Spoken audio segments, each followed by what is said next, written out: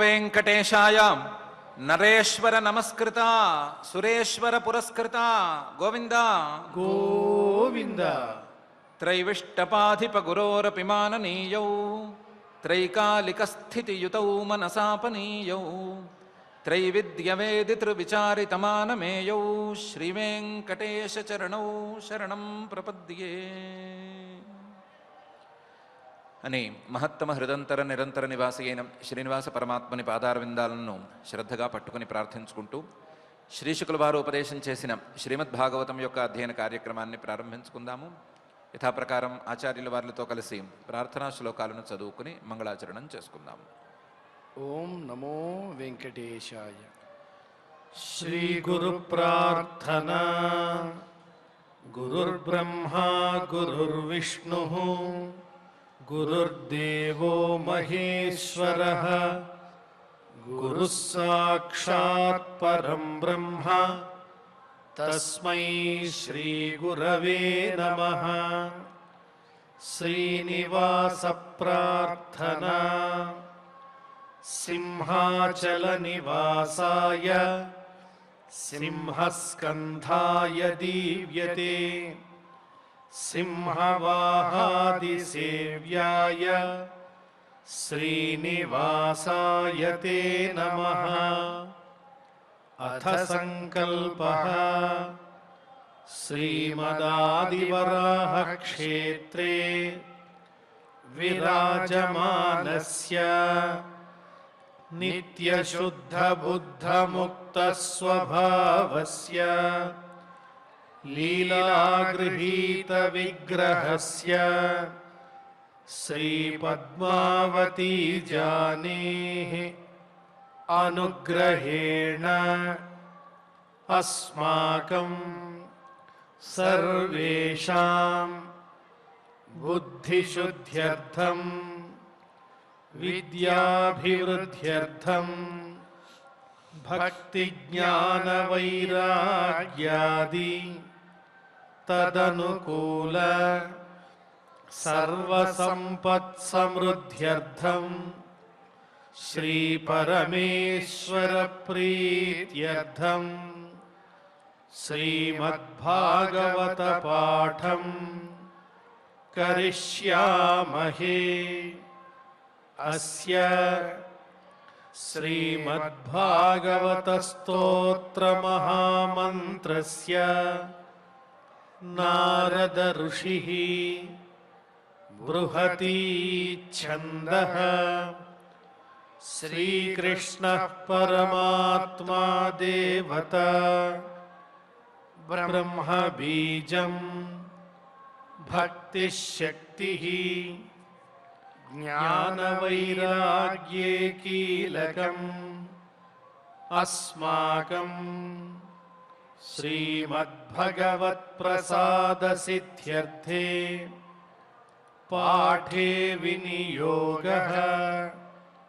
ధ్యానం. నారాయణాద్రిశిఖరాయ గతిం పరాయ వ్యాసప్రసూతశుకగీతమహోచిరాయ పీడాకరం విపులకంటకినం విహాయ స్వధ్వానమావిశత భాగవతం సుఖాయ. శ్రీ గురుభ్యో నమః. ఇంద్రుడు బృహస్పతి గారిని క్షణం పాటు అవమానించాడు.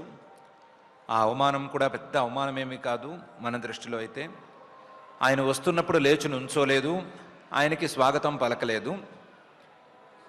పైగా ఆయన వచ్చిన దాన్ని లెక్క చేయకుండా చూసినా చూడనట్లు ఊరుకున్నాడు. ఈ కాస్తకే బృహస్పతి గారు వెనుతిరిగారు. ఆయన వెనుక తిరిగిన వెంటనే ఇంద్రుడి గారికి బుద్ధి వచ్చింది. ఆయన తెలివి తెచ్చుకుని నేను చేసింది తప్పు, నాలాంటి వాడు ఈ పని చేయకూడదు అని అనుకుని ఎలాగైనా సరే ఆయన కాళ్ళ మీద పడైనా సరే, నా తలకాయని తీసుకెళ్ళి ఆయన కాళ్ళ మీద పెట్టైనా సరే ఆయన్ని మళ్ళీ ప్రసన్నం చేసుకుంటాను అని అనుకున్నాడు. కానీ అప్పటికే ఆలస్యమైపోయింది. ఏవం చింతయతస్తస్య మఘోనో భగవాన్ గృహాత్ బృహస్పతిర్గతో దృష్టాం గతిమధ్యాత్మమాయయా అనే పరిస్థితి వచ్చేసింది. ఈయన ఈ ఆలోచనలలో ఉండగానే ఇంద్రుడు నేను వెళ్ళి నా తలకాయని ఆయన కాళ్ళ మీద పెట్టాలి, ఆయన్ని ప్రసన్నం చేసుకోవాలి అని అనుకుంటూ ఉండగానే ఏవం చింతయతస్తస్య మఘోనః అందరితోనూ పూజలు అందుకునేటువంటి ఇంద్రుడు ఇలా ఆలోచిస్తూ ఉండగానే భగవాన్ ఆత్మవిద్యావేత్త అయినటువంటి బృహస్పతి గారు గృహాత్ గతః ఇంట్లోంచి బయటికి వెళ్ళిపోయాడు. ఈయన చూసి చూడకుండా ఉండనట్టుగా సభలోంచి ఎంత వేగంగా బయటికి వెళ్ళిపోయాడో అంతే వేగంగా ఈయన వద్దామని అనుకునే లోపలే ఇంట్లోంచి కూడా వెళ్ళిపోయాడు. బృహస్పతిర్గతః వెళ్ళిపోతే మాత్రం ఇంద్రుడికి తెలియని చోట అని అనుకోవటానికి లేదు. అదృష్టాం గతిం గతః ఎవరికీ కనిపించనటువంటి చోటుకి వెళ్ళిపోయాడు, లేదా ఎవరికీ కనిపించని విధంగా మాయమైపోయాడు. అదృష్టాం గతిం గతః. ఆయన అదృష్టాంగతిం గతః అన్నా సరే ఇంద్రుడు వెతికించలేడు. అధ్యాత్మ మాయయా ఆయనకున్నటువంటి అధ్యాత్మ విద్యా బలంతో దాదాపు పరమేశ్వరుడికి ఉండేటువంటి స్థాయిలో ఉండేటువంటి తన ఆ మాయతో ఆయన కనిపించకుండా వెళ్ళిపోయాడు. ఏవం చింతయతస్తస్య మఘోనో భగవాన్ గృహాత్ బృహస్పతిర్గతో దృష్టాం గతిమధ్యాత్మ మాయయా. ఇంద్రుడు రకరకాల దారులలో వెతికించినా సరే ప్రయోజనమేమీ లేదు. గురోర్నాధిగత సంజ్ఞాం పరీక్షన్ భగవాన్ స్వరాట్ ధ్యాయన్ ధియా సురైర్యుక్త శర్మ నాలభతాత్మనః. గురోర్నాధిగత సంజ్ఞాం ఎక్కడ వెతికినా ఎంత వెతికించినా గురువు గారి జాడ కనిపించడం లేదు. గురోహో నాధిగత సంజ్ఞాం ఆయన జాడ కనిపించకపోవటం కాదు, ఆయన్ని ఎలా వెతకాలి అనేటువంటి దారి కూడా ఏమాత్రం కనిపించటం లేదు. సంజ్ఞాం జ్ఞానోపాయం కూడా కనిపించటం లేదు. పరీక్షన్ భగవాన్ స్వరాట్ వెతికించినంతసేపు వెతికించాడు, తానే వెతికాడు, తానే అన్ని వైపులా చూశాడు. అసలే ఇంద్రుడికి సహస్రాక్షుడు అని పేరుంది. 1000 కళ్ళతోనో 1000 కళ్ళతోనో చూడగలిగినటువంటి సమర్థుడు. ఆయనే చూశాడు, అన్ని వైపులకి చూశాడు, అన్ని దిక్కుల్లోనూ చూశాడు. స్వరాట్ ముల్లోకాలకు అధిపతి అయినటువంటి ఇంద్రుడంతటి వాడే తన 1000 కళ్ళతో చూసినా సరే ఈయన దొరకలేదు. ఇలా కాదు, ఈయన బయట వెతికితే దొరకడు అనుకుని ధ్యానం చేసి మరీ చూశాడు. ధ్యాన మార్గంలో ఎక్కడైనా దొరుకుతాడా అని వెతికాడు, అక్కడా దొరకలేదు. బృహస్పతి గారి అధ్యాత్మమాయ ఇంద్రుడి యొక్క ధ్యాన స్థితిని కూడా దాటి ఉంది, అందుకని అక్కడా దొరకలేదు. దాంతో మళ్ళీ ఒక మీటింగ్ అరేంజ్ చేశాడు. ధ్యాయన్ ధియా సురైర్యుక్త బుద్ధితో ఆలోచించడం మొదలుపెట్టాడు. తన బుద్ధి చాలకపోయేసరికి దేవతలందరినీ పిలిచి వాళ్ళతో కలిసి ఒక మీటింగ్ కూడా అరేంజ్ చేసుకున్నాడు. ఎవరు ఏం మాట్లాడినా, ఎంత వెతికినా, ఎంత ఆలోచించినా, ఎంత ధ్యానాలు చేసినా, ఎంత సమాధి స్థితి దాకా వెళ్ళినా బృహస్పతి గారి జాడ కనిపించడం లేదు. దాంతో శర్మ న అలభత ఆత్మనః మనశ్శాంతి కరువు అయిపోయింది. మనశ్శాంతి లేకుండా పోయింది ఇంద్రుడికి. ఇంద్రుడు అటు బృహస్పతిని పొందలేకపోయాడు, తన మనశ్శాంతిని కూడా పొందలేకపోయాడు. 2 రకాల ఇబ్బందులు ఇప్పుడు. కోపం వచ్చినటువంటి గురువు గారు దొరకటం లేదు అనేటువంటిది ఒకటి ఇబ్బంది అయితే, ఆ గురువు గారు కనిపించకుండా పోతే పట్టుకోవటం చేత కావటం లేదు అని మరొక ఇబ్బంది కూడా తోడైంది. ఈ జోడు ఇబ్బందులకి ఈయన ఇబ్బంది పడి మనశ్శాంతిని దూరం చేసుకుని ఇబ్బంది పడ్డాడు. గురోర్నాధిగత సంజ్ఞాం పరీక్షన్ భగవాన్ స్వరాట్ ధ్యాయన్ ధియా సురైర్యుక్త శర్మ నాలభతాత్మనః. ఈ లోపల ఈ వార్త బయటికి పొక్కిన వార్త రాక్షసుల దాకా చేరింది. ఆ వార్త రాక్షసుల్ని చేరేసరికి తచ్ఛ్రుత్వైవ అసురాः సర్వే ఆశ్రిత్యౌషన సమ్మతం దేవాన్ ప్రత్యుద్యమం చక్రుః దుర్మదా ఆతతాయినః. తచ్ఛ్రుత్వైవ ఈ మాట రాక్షసుల చెవికి సోకింది, ఆ చెవి దగ్గరికి వెళ్ళింది. వాళ్ళు విన్నారు. విన్న వెంటనే వాళ్ళు రంగంలోకి దుక్కేశారు. వాళ్ళు అంతవరకు దేవతలతో ఎప్పుడు యుద్ధం చేసినా ఓడిపోతూ వస్తున్నారు. ఎందుకు ఓడిపోతున్నాం మనము, దేవతలు ఎందుకు గెలుస్తున్నారు అనే విషయం మీద వాళ్ళకి క్లారిటీ లేకుండా ఉంది. ఎప్పుడైతే దేవతలని బృహస్పతి గారు విడిచిపెట్టి వెళ్ళిపోయాడు అనే మాట వాళ్ళకి తెలిసిందో, వీళ్ళకి గురుబలం లేదు కదా, గురుబలం లేకపోతే వీళ్ళు ఏమన్నా దుర్బలులు అవుతారేమో అనేటువంటి ఆలోచన వీళ్ళలోకి వచ్చింది. రాగానే వాళ్ళు రంగంలోకి దూకేశారు. అసురా సర్వే, రాక్షసులందరూ దూకేశారు. ముందు దేవతలు చేసిన తప్పు మనం మరొకసారి చేయొద్దు అని అనుకుని ఆశ్రిత్య ఔషణ సమ్మతం వెళ్ళి వాళ్ళ గురువుగారు శుక్రాచార్యుడు ఉన్నాడు కదా, ఆ శుక్రాచార్యుడి కాళ్ళ మీద పడ్డారు. పడ్డవాళ్ళు, అయ్యా మాకు దొరక్క గెలిచే అవకాశం దొరికేందుకు అవకాశాలు కనిపిస్తున్నాయి దూరంగాను, ఇప్పుడు ఏం చేయాలో మీరు దయచేసి చెప్పండి, మీరు చెప్పినట్లుగా నడుచుకుంటాము అని వినయాలు ఒలకపోశారు. శుక్రాచార్యుడు సహజంగా రాక్షసులంటే ప్రేమగా ఉండేవాడే ఆయన, అందుకని ఆయన ఏదో దారులు కొన్ని చెప్పాడు. దాంతో ఆశ్రిత్య ఔషణ సమ్మతం, ఉషనాహ శుక్రాచార్యుడు చెప్పినటువంటి దారిని పట్టుకుని దేవాన్ ప్రతి ఉద్యమం చక్రుహు, దేవతల మీదకి దండెత్తి వెళ్ళారు. దేవాన్ ప్రతి ఉద్యమం చక్రుహు. ఈసారి ఓడిపోదలుచుకోలేదు. దుర్మదాహ చాలా గట్టి బలంతో వెళ్ళారు. దుర్మదాహ మదించినటువంటి అహంకారంతో వెళ్ళారు. ఆతతాయున ఉన్న ఆయుధాలన్నిటినీ తీసుకెళ్లారు. ఈసారి ఎలాగైనా సరే దేవతల దగ్గర ఓడిపోకూడదు అనే కఠిన నిర్ణయం తీసుకుని వెళ్ళారు. తచ్ఛృత్వైవాసురా సర్వే ఆశ్రిత్య ఔషణ సమ్మతం దేవాన్ ప్రత్యుద్యమం చక్రుహు దుర్మదా ఆతతాయిన. రాక్షసులు అనుకున్నట్టే జరిగింది. దేవతలకి బలమే లేకపోయింది. వాళ్ళ బలం ఏమాత్రం పనికిరాలేదు, బలం సరిపోలేదు సరికదా.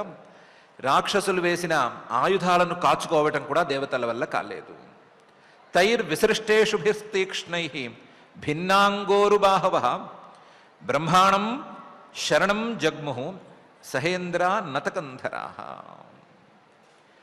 తైర్విసృష్టేషుభి, రాక్షసులు వేసిన బాణాలకి, దూరంగా ఉన్నప్పుడు వాళ్ళు వేసిన బాణాలకి, తీక్ష్ణంగా ఉండేటువంటి ఆ బాణాలకి నిర్భిన్న అంగ ఉరు బాహవ, దేవతల తాలూకు కొంతమంది తలకాయలు తెగిపడిపోయినాయి, కొంతమందికి అయితే కాళ్ళు తెగిపోయినాయి, కొంతమందికి ఏమో చేతులు తెగిపోయినాయి. కొంతమంది అయితే అక్కడికక్కడే టపాకట్టేశారు, కొంతమంది కాళ్ళు చేతులు విరిగి కింద పడ్డారు. ఈ పరిస్థితి దేవతలకు ఇంతవరకు ఏ యుద్ధంలోనూ ఎదురవలేదు. ఈ యుద్ధంలోనే ఇలా అనిపించింది. దాంతో ఇది గెలిచే యుద్ధం కాదు అని వాళ్ళకి ముందే తెలిసిపోయింది. తెలిసిపోయేసరికి బ్రహ్మాణం శరణం జగ్ముహు, బృహస్పతి గారు లేరు. మామూలుగా అయితే బృహస్పతి గారి దగ్గరికి పరిగెత్తుకెళ్ళేవారు, ఆయన ఏదో సలహా చెప్పేవారు, లేదా మంత్రం చెప్పేవారు, లేదా ఫలానా కవచం చెప్పుకోమనేవాళ్ళు, ఏదో ఆయన తీరులో ఆయన చెప్పేవారు సందర్భాన్ని బట్టి. ఇప్పుడైతే ఆయన లేరు కదా, అందుకని బ్రహ్మగారి దగ్గరికి వెళ్ళారు. బృహస్పతి గారి కంటే ఒక మెట్టు పైనే కదా ఆయన, అందుకని ఆయన దగ్గరికి వెళ్ళారు. బ్రహ్మాణం శరణం జగ్ముహు. వెళ్ళిన వాళ్లలో సహేంద్ర, ఇంద్రుడు కూడా ఉన్నాడు. ఇంద్రుడంతటి వాడే భయపడిపోయాడు. భయపడిపోయి బ్రహ్మగారి దగ్గరికి వెళ్ళారు. వెళ్ళిన వాళ్ళందరూ ఏం చేశారు? నతకంధరాహ, తలకాయలు వంచుకుని నుంచునున్నారు.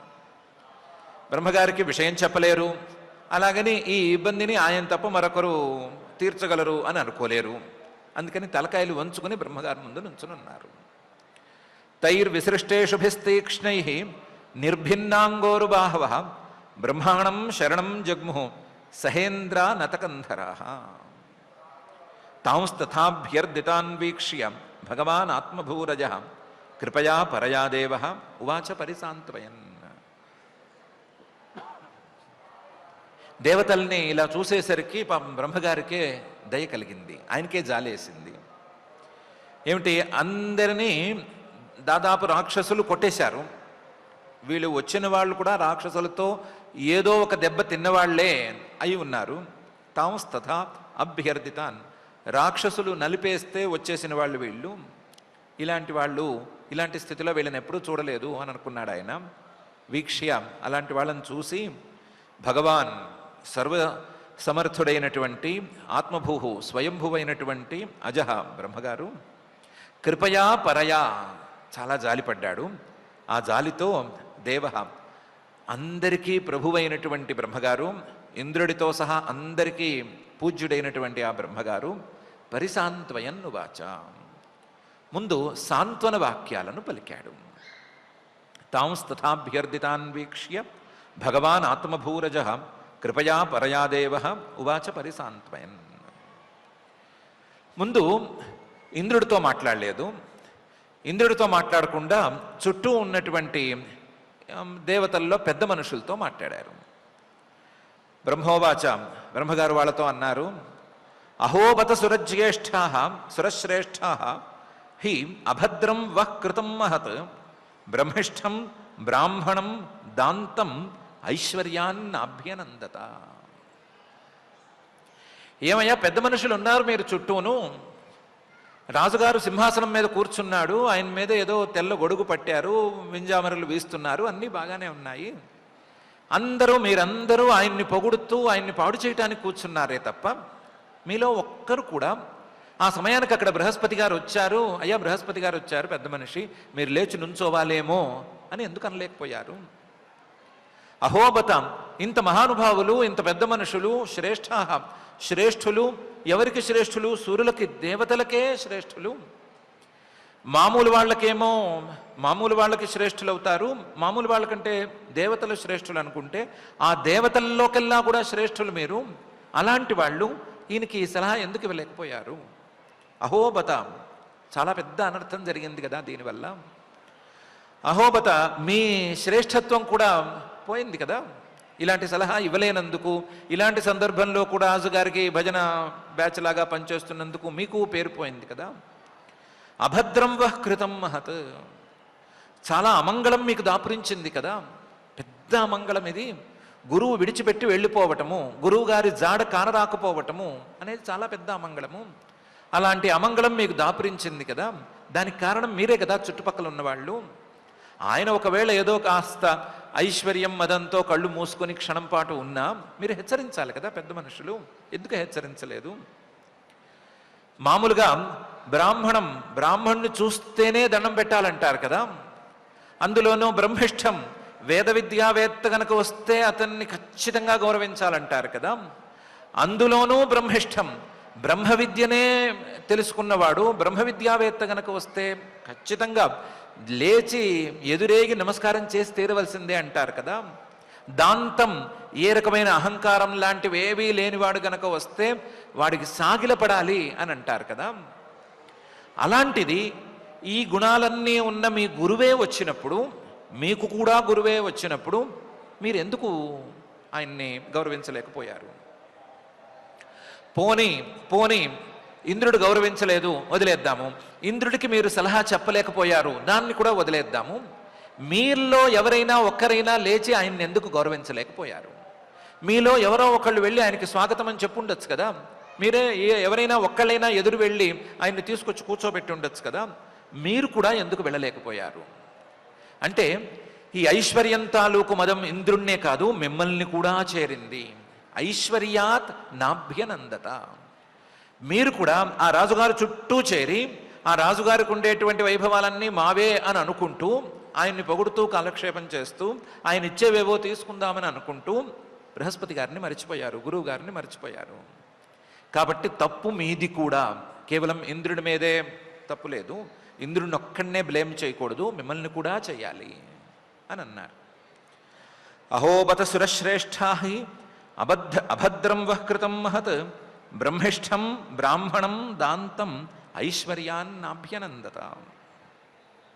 తస్యాయమనయస్యాసీత్ పరేభ్యో వః పరాభవః ప్రక్షీణేభ్య స్వవైరిభ్య సమృద్ధానాంచ యత్సురాః. మీరు చేసిన ఆ తప్పుకి, తస్యాయం అనయస్య, మీరు చేసినటువంటి అన్యాయానికి అయం, ఇదో కనిపిస్తున్నటువంటి ఫలితం ఉంది. అయం, ఏమా ఫలితం? పరేభ్య పరాభవ ఆసీత్, మీ శత్రువుల నుంచి మీకు పరాభవము అనేది వచ్చింది. ఈ శత్రువుల నుంచి వచ్చిన పరాభవం వాళ్ళ బలం వలన వచ్చింది కాదు, వాళ్ళకేమంత బలం లేదు, మీ బలహీనత వల్లనే ఈ పరాభవం అనేది దాపురించింది. తస్యాయం అనయస్య ఆసీత్ పరేభ్యో వః పరాభవ. వాస్తవానికి వాళ్ళు మీ ముందు నిలబడలేక ప్రక్షీణేభ్య, చాలా క్షీణించిపోయారు. స్వవైరిభ్య, ఎంతసేపటికి మీ మీద శత్రుత్వాన్ని పెంచుకుంటూ పోతున్నారు తప్ప మీకంటే బలాన్ని పుంజుకోవటం అనేది వాళ్ళకి ఇంతవరకు జరగలేదు. ప్రక్షీణేభ్య స్వవైరిభ్య సమృద్ధానాంచ యత్సురాహ, మీరు వాళ్ళకంటే అన్ని విషయాల్లోనూ గొప్పవాళ్ళుగా ఉండేవాళ్ళు, అన్ని విషయాల్లోనూ సమృద్ధిగా ఉండేవాళ్ళు. అలాంటి వాళ్ళు, దేవతలైన వాళ్ళు వీళ్ళు, సాత్వికులైనటువంటి వాళ్ళు మీరు కేవల తామసులైనటువంటి రాక్షసులతో ఈరోజు ఓడిపోయారు. అంటే మీకంటే బలహీనంగా ఉండేటువంటి వాడిని కూడా బలపరిచారు అంటే మీరు చేసిన తప్పు ఏ స్థాయిది అని తెలిసిపోతుంది కదా. తస్యాయం అనయస్యాసీత్ పరేభ్యోవః పరాభవ ప్రక్షీణేభ్య స్వవైరిభ్య సమృద్ధానాంచ యత్సురాః అని బ్రహ్మగారు అన్నారు. సో ఇంద్రుడిది ఒక్కడదే కాదు బాధ్యత, మీ అందరిది కూడా అని దేవతలందరికీ చెప్పాడు. ఆ సందర్భంలో అక్కడ ఉన్న ప్రతి ఒక్కడికి బాధ్యత అనేది ఉంటుంది అని చెప్పి అప్పుడు ఇంద్రుడి వైపు తిరిగి ఇంద్రుడితో అన్నారు, మఘవన్ ద్విషతః పశ్య ప్రక్షీణాన్ గుర్వతిక్రమాత్ సంప్రత్యుపచితాన్ భూయ కావ్యమారాధ్య భక్తితః ఆదదీరన్ నిలయనం మమాపి భృగుదేవతా అని. ఇంద్రుడా, అందులో మఘవన్ అందరితోనూ పూజలందుకునే స్థాయిలో ఉండేటువంటి ఓ ఇంద్రుడా, మఘవన్ ద్విషతః పశ్య, నిన్ను ద్వేషించే వాళ్ళు రాక్షసులు ఎలా ఉండేవాళ్ళు, ఇప్పుడు ఎలా తయారయ్యారు అనే సంగతి చూడు. ఎలా ఉండేవాళ్ళు? ప్రక్షీణాన్, బాగా క్షీణించిపోయి ఉండేవాళ్ళు, ఎప్పుడు బలం లేక కేవలం నిన్ను ద్వేషించటమే పనిగా పెట్టుకుని ఉండేవాళ్ళు, ఎప్పుడు యుద్ధానికి వచ్చినా ఓడిపోతూ పారిపోతూ ఉండేవాళ్ళు. ప్రక్షీణాన్, వాళ్ళకి అలా బలం లేకపోవటానికి కారణం గురువతిక్రమ. వాళ్ళకి శుక్రాచార్యుడు పేరుకి గురువే కానీ శుక్రాచార్యుణ్ణి వాళ్ళు పెద్దగా గౌరవించి ఏడిచింది ఎప్పుడూ లేదు. రాక్షసులకి పెద్దగా గురుభక్తి అనేది ఏమీ లేదు. ఆ గురువుగారిని అవమానిస్తూ ఉండటం, గురువుగారిని అవమానించిన తర్వాత ఎప్పుడో వెళ్ళి సారీ చెప్తూ ఉండటం, ఆయన పోన్లే అనుకోవడం, వదిలేసుకుంటూ ఉండటం, ఎప్పటికప్పుడు ఆయన మళ్ళీ ఏవో కొత్త కొత్త విద్యలు చెప్తూ ఉండటం, ఇలా జరిగిందే కానీ ఆ శుక్రాచార్యుణ్ణి సరిగ్గా గౌరవించుకుని గురుబలాన్ని వాళ్ళు ఎప్పుడు సంపాదించుకున్నదేమీ లేదు.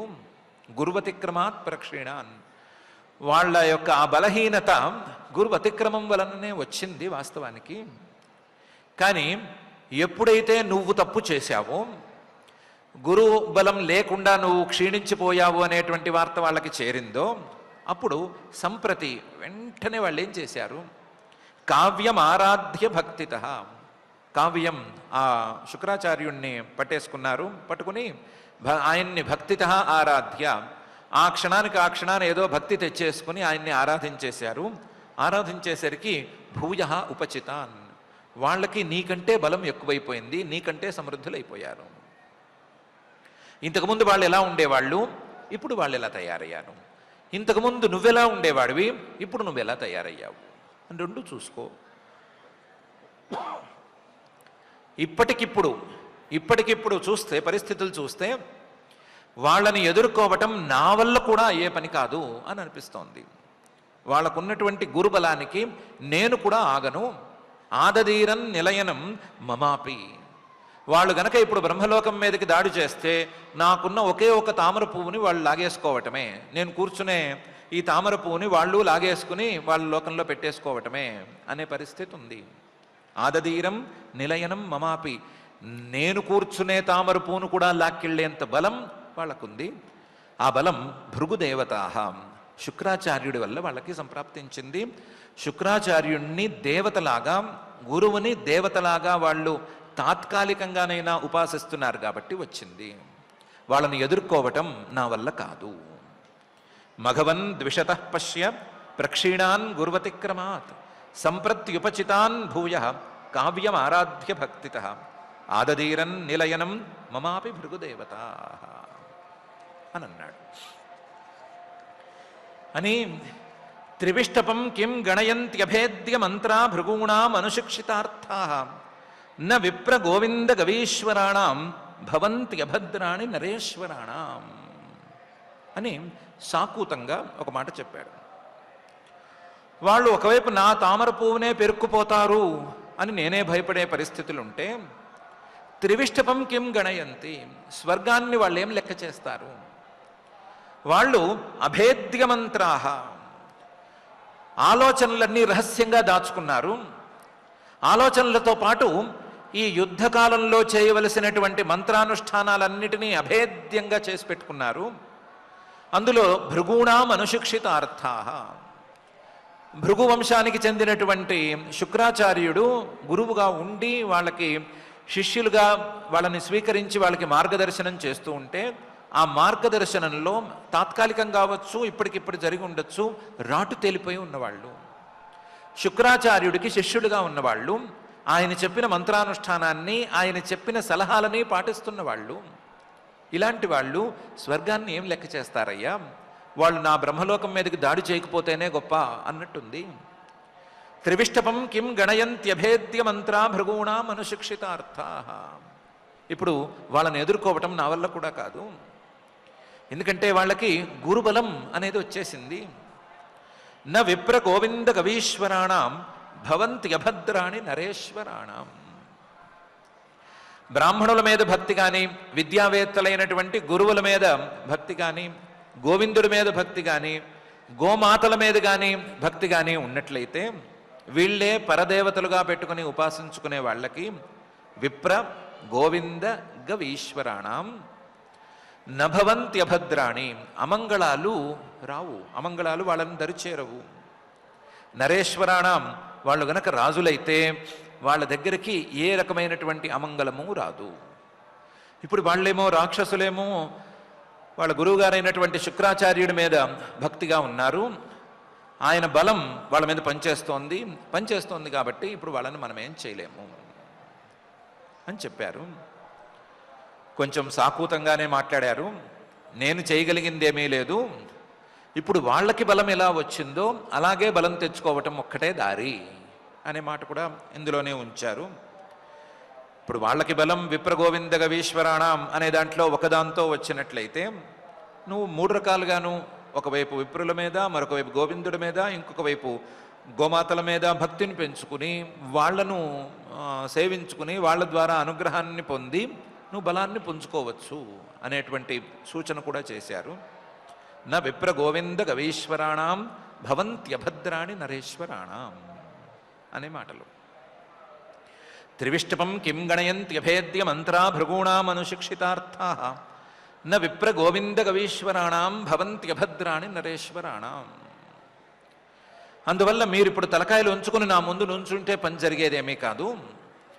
విశ్వరూపుడు అని మీ బంధువే ఒక ఆయన ఉన్నాడు, వెళ్ళి ఆయన్ని పట్టుకోండి అని చెప్పారు.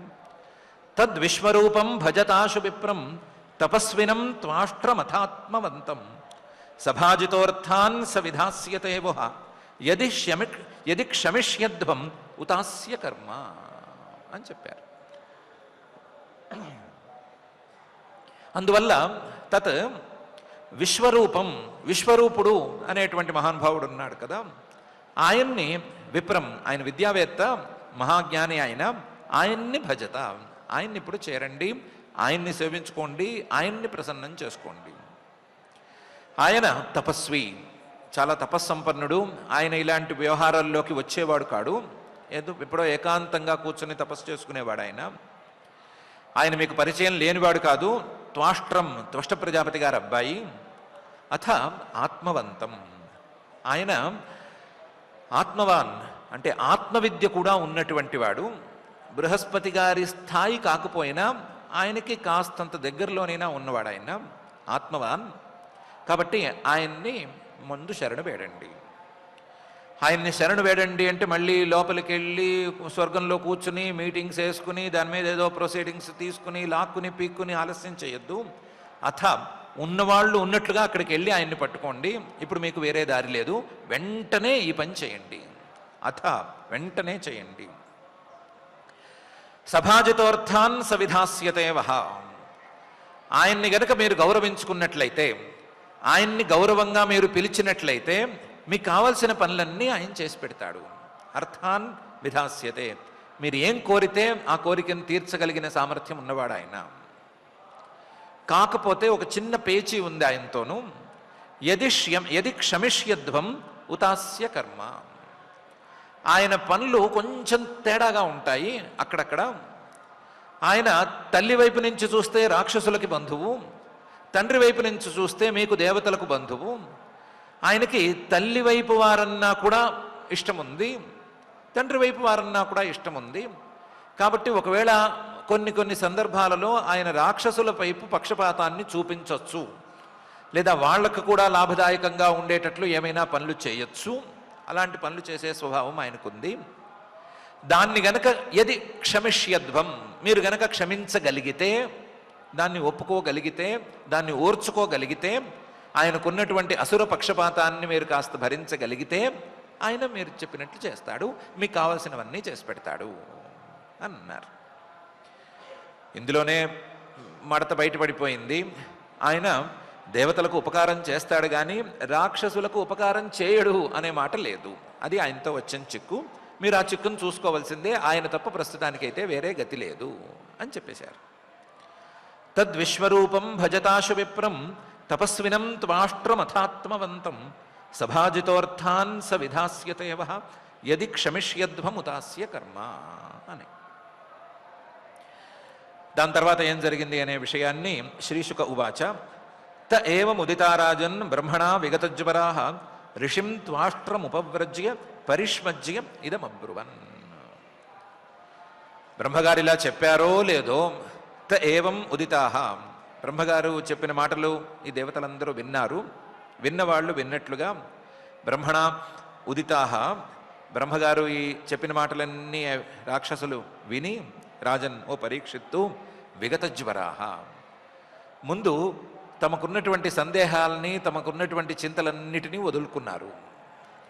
ఇంత కష్టం వచ్చింది, యుద్ధంలో ఓడిపోతున్నాము, బ్రహ్మగారే నేనేం చేయలేను, నా తామర పువ్వుకే సెక్యూరిటీ లేదు అనే మాట అంటుంటే భయపడిపోయారు కదా, చింతాగ్రస్తులైపోయారు కదా.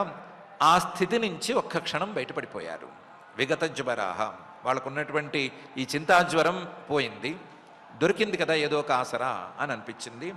అనిపించిన వెంటనే బ్రహ్మగారు చెప్పినట్లుగా అథ వెంటనే ఆ విశ్వరూపుడి దగ్గరికి పరిగెత్తుకు వెళ్ళిపోయారు. ఋషిం త్వాష్ట్రం, త్వష్ట ప్రజాపతి గారి కొడుకైనటువంటి ఆ ఋషిని, విశ్వరూపుడు అనేటువంటి ఋషిని, తత్వవేత్తను ఉపవ్రజ్య వీళ్ళు చేరారు. చేరి పరిష్వజ్య, ముందు ఆయన గట్టిగా కావలించుకున్నారు. ఒకళ్ళ తర్వాత ఒకళ్ళు వెళ్ళి ఆయన్ని కావలించుకున్నారు. కావలించుకుని ఇదమబ్రువన్, ఈ మాట చెప్పారు. త ఏవముదితారాజన్ బ్రహ్మణా విగతజ్వరాః ఋషిం త్వాష్ట్రముపవ్రజ్య పరిష్వజ్యేదమబ్రువన్. అసలే దేవతలు తెలివైన వాళ్ళు, దానికి తోడు అవసరంలో కూడా ఉన్నారు. అందుకని ఆ విశ్వరూప ప్రజాపతి గారితో లేదా విశ్వరూపుడితో చాలా తీయగా మాట్లాడారు.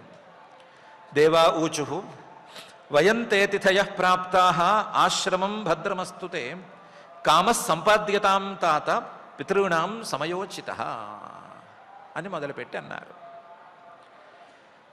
ఆయన, తాత, అబ్బాయి, బాబు, నాయన, ఏదో ఒకటి, వయం మేమొచ్చాము, వయం ప్రాప్తాః మేము నీ దగ్గరకు వచ్చాము, వయం అతిథయః ప్రాప్తాః చెప్పా పెట్టకుండా నీ దగ్గరకు వచ్చాము, వయం అతిథయః ప్రాప్తాః ఆశ్రమం తే చెప్పా పెట్టకుండా నీ ఆశ్రమానికి పరిగెత్తుకొచ్చేసాము, ఇంతమంది కలిసి వచ్చాము. నువ్వు చిన్నపిల్లవాడివి కదా, అందువల్ల నిన్ను ముందు ఆశీర్వదిస్తున్నాము. భద్రమస్తుతే, నీకు మంచి జరుగుగాక. కామ సంపాద్యతాం తాత, నాయనా మేము వచ్చాం కదా, వచ్చి నేను అడుగుతున్నాను కదా, కాబట్టి మాకు కోరిక ఉంది, ఆ కోరికను తీర్చు. కామ సంపాద్యతాం తాత, తీర్చు అంటే తీర్చగలనా లేదా అని ఆలోచించొద్దు. పితృగుణం, నీ తండ్రి వంశానికి చెందిన వాళ్ళం మేము, కాబట్టి నీ తండ్రి వంశానికి చెందిన మా కోరికను నువ్వు తీర్చు. సమయోచిత, అందులోనూ అవసరం పడింది, ఈ సమయానికి ఉచితమైనటువంటి తప్పకుండా తీరవలసినటువంటి కోరికను తీర్చు అని అన్నారు. అనుకున్నాం కదా దేవతలు తెలివైన వాళ్ళు అని. ఆ తెలివిని మాటల్లో చక్కగా చూపించారు. ఎక్కడైనా అధికారి దగ్గరికి కానీ, రాజుగారి దగ్గరికి కానీ, ఎవరైనా పని మీద వెళ్ళిన వాళ్ళు, లేదా ఆయన కంటే ఒక మెట్టు పైన ఉండి కూడా ఆయనతో పని మీద వెళ్ళిన వాళ్ళు, ముందుగా ఆయన్ని ఆశీర్వదించటం అని చేయాలి అని, ఆయన్ని ముందే గనక ఆశీర్వదించేసేస్తే ఆ తరువాత వాళ్ళు కోరిన కోరికని ఆ రాజుగారు కానీ ఆ అధికారి కానీ కాదనకూడదని ఒక శాస్త్రం ఉంది. ఆ శాస్త్రం మీదే, ఈ మడత మీదే పనులు కానిచ్చుకున్న వాళ్ళు చాలామంది ఉన్నారు. ఇప్పుడు ప్రస్తుతం దేవతలు కూడా ముందు భద్రమస్తుతే అని ఆయన్ని ఆశీర్వదించేశారు, స్వస్తి అస్తు అని ఆశీర్వదించారు. ఇప్పుడు దేవతల కంటే ఒక మెట్టు పైనే ఉన్నాడు ఈయన. అందుకని తమకంటే మెట్టు పైన ఉండేటువంటి వాడిని ఆశీర్వదించేశారు. ఆశీర్వదించాం కదా, నువ్వు తప్పకుండా మా కోరిక తీర్చవలసిందే అని ఒక మడత పెట్టారు. ఒకవేళ దీన్ని ఈయనేమనే దాటితే, నేనేం అధికారిని కాదు, నేను మీ కోరిక తీర్చగలిగిన వాడిని కాదు అని దాటితే, దానికి రెండో మడత కూడా పెట్టారు. నువ్వు చిన్నపిల్లవాడివి, అబ్బాయివి, మేమేమో నీకు తండ్రి వంశానికి చెందిన వాళ్ళము, తండ్రి వంశానికి చెందిన వాళ్ళం కాబట్టి మేము చెప్పినట్లు నువ్వు వినాలి, పితృణాం, నీ తండ్రి అంతటి వాళ్ళం మేము అని ఆ మడత పెట్టాను. ఒకవేళ ఆ మడతను కూడా ఆయన పట్టించుకోకపోతే, సమయోచిత, అవసరం వచ్చినప్పుడు నువ్వు ఆదుకోకపోతే ఎట్లాగా అని ఇంకో మడత పెట్టారు. దాన్ని కూడా ఒకవేళ దాటిపోతే ఆయన, వయం తే అతిథయ ప్రాప్తా, నీకు అతిథులుగా మేము ఏదో ఉపకారం కోరి నీ దగ్గరకు వస్తే నువ్వు కాదని ఎలా అంటావు అని ఇంకో ఫోల్డ్ వేశారు. ఇలా ఒకే మాటలో 4 మడతలు పెట్టి ఏకకాలంలో మాట్లాడారు. ఏ మడతలోనూ అధర్మం లేదు, ఏ మడతలోనూ అన్యాయమేమీ లేదు, తెలివి మాత్రమే ఉంది. సమయోచితంగా మాట్లాడటం అనేంతవరకే ఉంది. వయం తే అతిథయ ప్రాప్తా ఆశ్రమం భద్రమస్తుతే కామ సంపాద్యతాం తాత పితృణాం సమయోచిత అని అన్ని రకాల కార్డ్స్ ఇక్కడే ముందుగానే వేసేశారు. వేసి పుత్రాణం హి పరోధర్మ పితృశుశ్రూషణం సదాం అపి పుత్రవతాం బ్రహ్మన్ కిముత బ్రహ్మచారిణ అని ఇంకో మాట అన్నారు. నాయన, మేము తాత అని పిలుస్తున్నాము, బాబు అని పిలుస్తున్నాము, మేము నీకు తండ్రి వంశం వాళ్ళము, నువ్వు మాకు ఉపకారం చేయాలి అని చెప్తున్నాము, దాన్ని ఏం పెడచెవిన పట్టకు, అదేం చిన్న విషయం కాదు. పుత్రాణం హి పరోధర్మ, పిల్లల యొక్క గొప్ప ధర్మం ఏమిటి అంటే పితృశుశ్రూషణం, తల్లిదండ్రులను సేవ చేసుకోవటం, తల్లిదండ్రులకి సేవ చేసుకోవటం. తండ్రులు అంటే తండ్రి వంశం వాళ్ళు, తండ్రి వరస వాళ్ళు, తండ్రి కంటే పై వాళ్ళు, తాతలు ముత్తాతలు అందరూ వస్తారు. వాళ్ళకి సేవ చేసుకోవటం, వాళ్ళకి అవసరమైనటువంటి ఉపకారాలు సహకారాలు చేయటం అనేది పిల్లల యొక్క పరమధర్మం. ఎవరైనా అంటే అనొచ్చు, వాళ్ళు వీళ్ళు అక్కడికి ఇక్కడికి పంపించడం లేదా, ఇది నాకే చెందుతుందా, నాకే వర్తిస్తుందా అని నువ్వు అడగచ్చు. సతాం, పిల్లలు గనక మంచివాళ్ళు అని అనుకుంటే, మేము మంచివాళ్ళము అని పిల్లలు అనుకున్నా, లేదా వాళ్ళు మంచివాళ్ళుగానే నిజంగా ఉన్నా, ఆ మంచి పిల్లల యొక్క లక్షణం ఏమిటి అంటే తల్లిదండ్రుల్ని, తండ్రి వైపు వాళ్ళని, తల్లి వైపు వాళ్ళని, వీళ్ళందరినీ కూడా కాస్తంత జాగ్రత్తగా చూసుకోవటం. అందులోనూ అపి పుత్రవతాం బ్రహ్మన్, బ్రహ్మన్ నీకన్నీ తెలుసు కదా, ఈ ధర్మం పుత్రవతాం, పిల్లలు పుట్టినటువంటి పిల్లలకు కూడా వర్తిస్తుంది. నాకే పిల్లలు పుట్టేశారు, వాళ్ళు సేవలు చేస్తుంటే నేను సేవలు చేయించుకునే పరిస్థితికి వచ్చేసాను, ఇప్పుడు నేను నీకు సేవ చేసేదేమిటి అని 60 ఏళ్ళు దాటిన పిల్లవాడు కూడా అనటానికి వీల్లేదు. 60 ఏళ్ళు వచ్చినా, 70 ఏళ్ళు వచ్చినా, 80 ఏళ్ళ తండ్రికి 90 ఏళ్ళ తల్లికి చేయవలసిందే. అపి పుత్రవతాం రాజన్, కావాలంటే వాళ్ళను కూడా కలుపుకుని చేసుకోవచ్చు, ఆ పిల్లల్ని కూడా కలుపుకొని మన ఇద్దరం కలిసి తాతయ్యకి చేద్దామని చెప్పుకోవాల్సిందే తప్ప, నేనే తాతనైపోయాను, నేనే తండ్రిని అయిపోయాను, నేను ఇంకోటికి చేసేదేంటి అని అనుకోకూడదు. అపి పుత్రవతాం బ్రహ్మన్. ఇలా పిల్లలున్న వాళ్ళకే, 60-70 ఏళ్ళు వచ్చిన వాళ్ళకే తల్లిదండ్రులు సేవ చేసుకోమని శాస్త్రం చెప్తుంటే, కిముత బ్రహ్మచారిణ, నీలాంటి బ్రహ్మచారి గాళ్ళకి వేరే చెప్పాలా? నీకు ఇంకా పెళ్లి కాలేదు, పిల్లలు పుట్టలేదు, కాబట్టి నువ్వు తండ్రులకి లేదా తండ్రి వైపు వాళ్ళకి సేవ చేసుకోవలసిందే కదా శాస్త్రం ప్రకారం చూస్తే. కాబట్టి మేము తండ్రి వైపు వాళ్ళం వచ్చాము, మాకు కావలసిన పని నువ్వు చేసి పెట్టడం అనేది నీకు శాస్త్రవిహిత ధర్మం అని తెలుసుకొని చెయ్యి అని అన్నారు. పుత్రాణం హి పరోధర్మ పితృశుశ్రూషణం సతాం అపి పుత్రవతాం బ్రహ్మన్ కిముతం బ్రహ్మచారిణాం అనే ఈ శ్లోకంలో. ఇందులో రకరకాల కార్డ్స్ వేశారనుకున్నాం కదా, మేము నీ తండ్రి వైపు వాళ్ళము, నీ అతిథులము అని రకరకాల కార్డ్స్ వేశారు కదా. అందులో అతిథులము, తండ్రి వైపు వాళ్ళము అనే 2 అంశాలను తీసుకుని, అతిథులు తండ్రి వైపు వాళ్ళు ఎలా గొప్పవాళ్ళు అయ్యారు అనే విషయాన్ని పై శ్లోకాలలో చెప్తున్నారు. ఆచార్యో బ్రహ్మణో మూర్తి, పితా మూర్తి ప్రజాపతే, భ్రాతా మరుత్పతేర్మూర్తి, మాతా సాక్షాత్ క్షితేస్తను అని. ఆచార్య బ్రహ్మణో మూర్తి. ఆచార్య ఉపనయనం చేసి వేదాధ్యాపనం చేసేటువంటి వాడు, వేదాన్ని ఉపదేశం చేసేవాడు. ఒక మనిషి ఏదో నోరున్నవాడు ఆ నోటితో ఉపదేశం చేస్తున్నాడు అనే స్థాయి వాడు కాడు. ఆయన తాను ఉపదేశం చేసేటువంటి బ్రహ్మణ మూర్తి, తాను ఉపదేశం చేసేటువంటి ఆ వేదానికే ఒక మూర్తీభవించినటువంటి రూపం. వేదాన్ని ఉపదేశం చేయటము అంటే ఆయన వేదాన్ని ఉపదేశం చేస్తున్నాడని అనుకోకూడదు, ఆయనే వేదం యొక్క రూపం అని అనుకోవాలి. ఆచార్యో బ్రహ్మణో మూర్తి, పిత మూర్తి ప్రజాపతే. తండ్రి అనేటువంటి వాడు ప్రజాపతేర్మూర్తి, బ్రహ్మగారి యొక్క స్వరూపం. బ్రహ్మగారు ఎలాగైతే ఈ సృష్టి మొత్తానికి తండ్రి లాంటివాడో, అలాగే తండ్రి కూడా అందరికీ, పిల్లలందరికీ కూడా బ్రహ్మగారంతటి వాడు. పితా మూర్తి ప్రజాపతే, భ్రాత మరుత్పతేర్మూర్తి. అన్న, భ్రాత అన్న, పెద్ద అన్న అనుకుందాము, ఆయన మరుత్పతేర్మూర్తి, మరుత్తులకు అన్న అయినటువంటి, మరుద్గణాల వారికి కూడా చాలా పూజనీయుడైనటువంటి ఇంద్రుడి యొక్క స్వరూపం.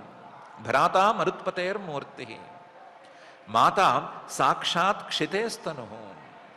తల్లి అంటే ఎవరో కాదు, అందరికీ తల్లి అయినటువంటి, అందరినీ తల్లిలాగా ఓర్పుగా భరించేటువంటి భూమి యొక్క రూపం. ఆచార్యుడు అంటే ఆయన వేదం యొక్క రూపం, తండ్రి అంటే ఆయన బ్రహ్మగారి యొక్క రూపం, భ్రాత అన్న అంటేనేమో ఆయన ఇంద్రుడి యొక్క రూపం, తల్లి అంటేనేమో భూమి యొక్క రూపం. ఆచార్యో బ్రహ్మణో మూర్తి, పితామూర్తి ప్రజాపతే, భ్రాతా మరుత్పతేర్మూర్తి, మాతా సాక్షాత్ క్షితేస్తను. దయాయా భగినీమూర్తి, ధర్మస్యాత్మా తిథిస్వయం, అగ్నేరభ్యాగతో మూర్తి, సర్వభూతాని చాత్మనః. దయాయా భగినీమూర్తి. భగిని అంటే తన చెల్లెలు కానీ తన అక్క కానీ సోదరి. దయాయా మూర్తి, దయ యొక్క ఒక రూపం. సహజంగానే అక్క చెల్లెళ్ళు తమ్ముళ్ళ మీద, అన్నదమ్ముల మీద సామాన్యంగా చాలా ప్రేమగా ఉంటారు అని తెలుసు కదా. వాళ్ళకి ఏ కష్టం వచ్చినా సరే వాళ్ళ మీద దయతో ఉంటారు. అదే కష్టం ఇంకోళ్ళకి వస్తే పెద్దగా పట్టించుకోకపోవచ్చు, కానీ వీళ్ళకి వస్తే మాత్రం, పుట్టింటి వారికి వస్తే, అన్నదమ్ములకు వస్తే మాత్రం ఎక్కువ ఫీల్ అవుతారని ఉంది కదా. దానికి కారణం ఇదే. దయాయా భగినీ మూర్తి. భగిని అక్క లేదా చెల్లి అనే ఆవిడ దయ యొక్క ఒక రూపం. ధర్మస్య ఆత్మ అతిథి స్వయం. అతిథి అనేవాడు ధర్మం యొక్క సాక్షాత్ రూపం. మిగతా వాళ్ళు ప్రతీకలైతే ఉండొచ్చు, అతిథి అనేవాడు ధర్మమే రూపాన్ని దాల్చి వచ్చినట్లు అని అనుకోవాలి. ఆ స్థితివాడు ధర్మస్య ఆత్మ అతిథి స్వయం. అదే అభ్యాగత అగ్నేర్మూర్తి. అభ్యాగత అన్నం కోరి, ఏదో ఒక తిండిని కోరి ఇంటికి వచ్చినటువంటి వాడు. ఆయన బ్రహ్మచారి కావచ్చు, లేకపోతే తినటానికి తిండి లేనివాడు కావచ్చు, వానప్రస్థుడు కావచ్చు, సన్యాసి కావచ్చు, లేదా ఊరు వెళుతూ దారిలో చూడ్డానికి వచ్చినవాడు కావచ్చు, ఎవరైనా కావచ్చు. తిండి కోరి, భోజనాన్ని కోరి ఇంటికి వచ్చినవాడు అగ్ని యొక్క రూపాంతరం.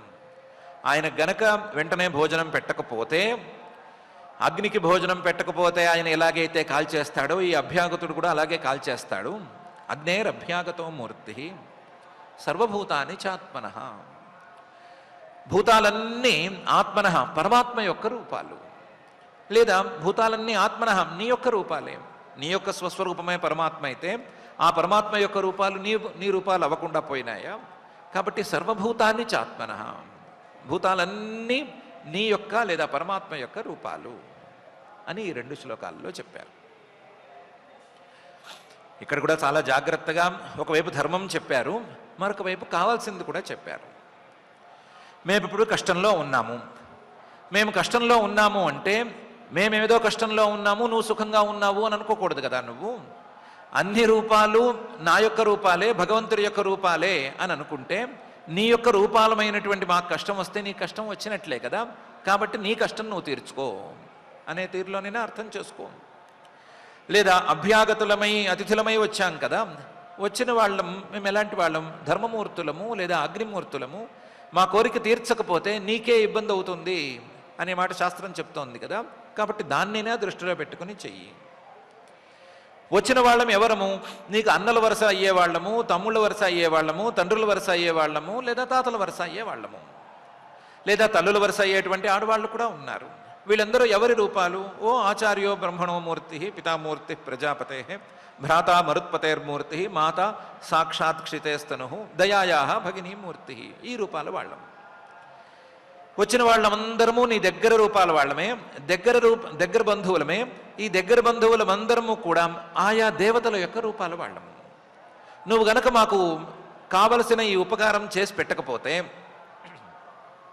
మేమున్న కష్టాన్ని నువ్వు తీర్చకపోతే ఆయా రూపాలకు కూడా నువ్వు అపకారం చేసినట్లవుతుంది. కాబట్టి నువ్వు మాకు ఉపకారం చేయటానికి దిగవలసిందే అని ఒకవైపు చెప్పారు, తమ దృష్టికోణంలో చెప్పారు. రెండవ దృష్టికోణంలో ధర్మాన్నే చెప్పారు. ధర్మాన్ని అందరూ వినొచ్చు, ప్రస్తుత సందర్భంలో మాకు ఉపకారం నువ్వు చేయొచ్చు అనే చెప్పారు ఈ 2 శ్లోకాల్లో. అందువల్ల తస్మాత్ పితॄణాం ఆర్తానాం ఆర్తిం పరపరాభవం తపసా అపనయంస్తాత సందేశం కర్తుమర్హసి. తస్మాత్ అందువల్ల పితॄణాం ఆర్తిం తపసా అపనయన్. నీ తండ్రి వంశం వాళ్ళం కాబట్టి మేము ఇప్పుడు కష్టంలో ఉన్నాము, మా కష్టాన్ని నువ్వు తీర్చవలసింది. నీ తండ్రి వైపు వాళ్ళము, ఆర్తానాం చాలా కష్టంతో వచ్చాము, మా ఆర్తిని మా కష్టాన్ని నువ్వు తీర్చవలసింది. ఏంటి మా కష్టం? పరపరాభవం. వచ్చేసారు రాక్షసులు, మీద పడ్డారు, మాలో కొంతమంది తలకాయలు తీసేశారు, చేతులు కాళ్ళు లేవు, చూడు మేము ఎలా దెబ్బలు తిని ఉన్నామో చూడు, ఓడిపోయాము, పారిపోయాము, నీ దాకా వచ్చాము, బ్రహ్మగారి మీదుగా నీ దగ్గరకు వచ్చాము. ఇంత పరపరాభవం అనేది పెద్ద కష్టం కదా మాకు, దాన్ని తీర్చవలసింది. నేనేం తీరుస్తాను, మీరు కదా యుద్ధం చేసి తీర్చుకోవాలి అని అనటానికి లేదు. తపసా అపనయన్, నువ్వు తపస్సు చేసి నీ తపోబలంతో ఈ కష్టాన్ని తీర్చవలసింది. తపసా అపనయం తాత. తాత నాయన, తాత అంటే తెలుగులో తాత కానీ సంస్కృతంలో నాయన లేదా అబ్బాయి, తండ్రి ఇలాంటి అర్థాలు ఉన్నాయి. తండ్రి, సందేశం కర్తుమర్హసి, మేం చెప్పింది నువ్వు దయచేసి చేయవలసింది. తస్మాత్ పితॄణామార్తానాం ఆర్తిం పరపరాభవం తపసా అపనయంస్తాత సందేశం కర్తుమర్హసి అని దేవతలు విశ్వరూపుడితో అన్నారు. చాలా చెప్పారు, విషయం ఏదో చూచాయిగా తెలుస్తోంది, కానీ అసలు సంగతి మాత్రం తెలియటం లేదు. ఏదో ఓడిపోయారు, మీరు ఓడిపోయి నష్టపోయి నా దగ్గరకు వచ్చారని తెలుస్తోంది. వచ్చిన దగ్గర నుంచి మేము తండ్రులు అవుతాము, తండ్రులను గౌరవించాలి అని ధర్మపన్నాలు వల్లిస్తున్నారు, ఇంతకీ చేయవలసింది ఏదో చెప్పలేదు మీరు అని విశ్వరూపుడు అంటే దాన్ని అప్పుడు బయట పెట్టారు. వృణీమహేత్వోపాధ్యాయం బ్రహ్మిష్టం బ్రాహ్మణం గురుం యథాంజసా విజేష్యామ సపత్నాం స్తవ తేజస అని బయట పెట్టారు. త్వా నిన్ను ఉపాధ్యాయం వృణీమహే, మా యొక్క పురోహితుడుగా మేము వరిస్తున్నాము, నువ్వు మాకు పురోహితుడుగా ఉండవలసింది. నిన్నే ఎందుకు వరిస్తున్నాము? పురోహితులు ఎక్కడైనా దొరకచ్చు కదా అంటే, బ్రహ్మిష్టం, నువ్వు వేద విద్యను సక్రమంగా అధ్యయనం చేసిన వాడివి, దీనికి తోడు ఆత్మజ్ఞానం కూడా ఉన్నటువంటి వాడివి. బ్రాహ్మణం, సహజంగా బ్రాహ్మణ కులంలో పుట్టినవాడివి. గురువు, అందరికంటే పెద్దవాడివి, గొప్పవాడివి, విద్యలో పెద్దవాడివి నువ్వు. అందువల్ల నిన్ను వరిస్తున్నాము. యథా అంజసా విజేష్యామ, నిన్ను వరిస్తేనే, నిన్ను పురోహితుడిగా పెట్టుకుంటేనే మేము సుఖంగా మా యొక్క శత్రువుల్ని గెలవగలుగుతాము. యథా అంజసా విజేష్యామ. సపత్నాన్, వాళ్ళేమీ తక్కువ స్థాయి శత్రువులు కారు, మాకు దాయాదులైనటువంటి శత్రువులు. మామూలు శత్రువులు పర్వాలేదు, దాయాదులు కనుక శత్రువులైతే గెలవటం అంత సులభం కాదు. ఆ దాయాదులు శత్రువులై కూర్చున్నారు, వాళ్ళని మేము గెలవాలి. తవ తేజస, దానికి నీ తేజస్సు కావాలి. నీ యొక్క ప్రభావంతోనే మేము మా దాయాదులైనటువంటి శత్రువులను గెలవగలుగుతాము అని ఉన్న విషయం చెప్పారు. వృణీమహేత్వోపాధ్యాయం బ్రహ్మిష్టం బ్రాహ్మణం గురుం యథాంజసా విజేష్యామ సపత్నాం స్తవ తేజస అనే శ్లోకంలో. అయ్యా, విషయం ఏంటో బయటపడిపోయింది. మీ బృహస్పతి గారు మిమ్మల్ని విడిచి వెళ్ళిపోయారు. ఆయన సామాన్యంగా అయితే మిమ్మల్ని విడిచిపెట్టి వెళ్ళడు. మీ మీద చాలా ప్రేమ ఉన్నవాడు ఆయన. ఆయన విడిచిపెట్టి వెళ్ళాడు కాబట్టే నా దగ్గరకు వచ్చారు. కాకపోతే ఆయన ఎందుకు విడిచిపెట్టి వెళ్ళాడు అంటే మీరేదో ఆయన్ని అవమానం చేసుంటారు. చేశారు కాబట్టే వెళ్ళి ఉంటాడు ఆయన, లేకపోతే వెళ్ళడు. అలాంటిది ఇప్పుడు కొత్తగా ఆయన లేకపోవడంతో నన్ను పురోహితుడిగా వరిస్తున్నామంటున్నారు. నేనేమో మీకంటే చిన్నవాడిని, మీరు మీకంటే పెద్దవాడు చాలా గొప్పవాడైనటువంటి బృహస్పతినే లెక్క చేయలేదు. అలాంటిది మీకంటే చిన్నవాడిని నన్నేం లెక్క చేస్తారు? ఒకవేళ లెక్క చేసినా సరే మీకంటే చిన్నవాడిని నేను మీ నమస్కారాలని వాటిని ఎలా భరించగలుగుతాను అని విశ్వరూపుడు అడిగాడు. దానికి దేవతలు చాలా చక్కగా సమాధానం చెప్పారు. అలా ఏమనుకోవద్దు, మేము నీ పట్ల వినయంగానే ఉంటాము. నువ్వు ఆ వినయాన్ని భరించడం అనేది తప్పేమీ కాదు అని. న గర్హయంతి హ్యర్థేషు యవిష్ఠాంఘ్ర్యభివాదనం ఛందోభ్యోన్యత్ర న బ్రహ్మన్ వయోజ్యైష్ఠ్యస్య కారణం అనే శ్లోకంలో చెప్పారు. అర్థేషు ఎప్పుడైనా పని పడితే యవిష్ఠాంఘ్ర్యభివాదనం, తమ కంటే చిన్నవాళ్ళు ఎవరైనా ఉంటే వాళ్ళ కాళ్ళు పట్టుకోవటం, వాళ్ళను కాళ్ళు పట్టుకుని నమస్కరించుకోవటం అనేది తప్పేమీ కాదు. నా గర్హయంతి, దాన్ని తప్పు అని ఎవరు అనరు. పని పడ్డప్పుడు తమ కంటే చిన్నవాళ్ళైనా సరే కాళ్ళు పట్టుకుని పని చేయించుకోవచ్చు అనే నీతి శాస్త్రం చెబుతోంది. నా గర్హయంతి అర్థేషు యవిష్ఠాంఘ్ర్యభివాదనం. ఇప్పుడు మాకు పని పడింది కాబట్టి మాకంటే చిన్నవాడివైనా సరే నీ కాళ్ళు పట్టుకోవడానికి మేమేమి వెనకాడము. అందులో దెబ్బతిని ఉన్నాం కదా, దెబ్బతిన్న వాళ్ళము ఈ పని చేయడానికి వెనకాడము. కాబట్టి నన్నేం గౌరవిస్తారు అని మీరు అనుకోకూడదు. నువ్వేమనుకోనక్కర్లేదు, మేము నిన్ను గౌరవించి తీరుతాము. అయితే మీరు గౌరవిస్తే మాత్రం నేను ఆ నమస్కారాలను ఎక్కడి నుంచి తీసుకుంటాను అని అడిగావు కదా, దానికి ఏం భయం లేదు. మేము నీకంటే వయస్సులో పెద్దవాళ్ళము. ఛందోభ్యోన్యత్ర న బ్రహ్మన్ వయోజ్యైష్ఠ్యస్య కారణం. సామాన్యమైన సందర్భాలలో వయస్సు జ్యైష్ఠ్యస్య కారణం, వయస్సు పెద్దరికానికి కారణం, వయోజ్యైష్ఠ్యస్య కారణం. కానీ ఛందోభ్య అన్యత్ర, వేదాలు అనేటువంటి మాట రాకపోతేనే వయస్సు అనేది జ్యేష్ఠ్యస్య కారణం. వేదాలు అనే మాట వచ్చినప్పుడు వయస్సు జ్యేష్ఠ్యానికి కారణం కాదు. వేదవేత్త అయినవాడు, వేదవేత్త కానివాడు అనే ఇద్దరు ఉంటే వేదవేత్త అయినవాడు వయస్సులో చిన్నవాడైనా సరే పూజ్యుడిగా మారిపోతాడు. ఇది శాస్త్ర నియమము. వయస్సు జ్యేష్ఠ్య కారణం అనేది ఇద్దరూ సమానంగా ఉన్నప్పుడు మాత్రమే. ఇద్దరూ సమానంగా ఉన్నప్పుడు, ఇద్దరు విద్యలోనూ మిగతా అధికారాల్లోనూ అన్నిట్లోనూ సమానంగా ఉన్నప్పుడు ఎవరు వయస్సులో పెద్దో వారు జ్యేష్ఠులైపోతారు, వారు పెద్దవాళ్ళు అయిపోతారు, లేదా వాళ్ళు నమస్కారానికి అర్హులైపోతారు. కానీ వేదవేత్తల విషయంలోనూ అలాగే తత్వజ్ఞానుల విషయంలోనూ ఇది వర్తించదు. కాబట్టి మేము నీకు నమస్కారం చేయటం అనేది శాస్త్ర సమ్మతం. ఎందుకంటే నువ్వు మాకంటే విద్యాధికుడివి కాబట్టే కదా మేము నీ దగ్గరికి వచ్చాము. కాబట్టి నీవు నమస్కారార్హుడివి అనే విషయంలో శాస్త్ర సమ్మతి ఉంది, నిన్ను నమస్కారం చేసుకోవచ్చు అనే విషయంలో నీతి శాస్త్ర సమ్మతి కూడా ఉంది. కాబట్టి మేము నీకు దండం పెడతాము, నువ్వు ఆ దండాన్ని స్వీకరించవచ్చు కూడా అని చక్కగా చెప్పారు.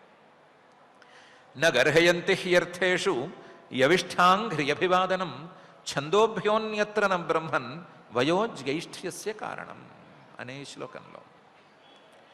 దాంతో ఆయన విశ్వరూపుడు ఏం సమాధానం చెప్పాడు అనే విషయానికి ముందు ఋషిరువాచ శ్రీశుకుల వారు చెప్తున్నారు.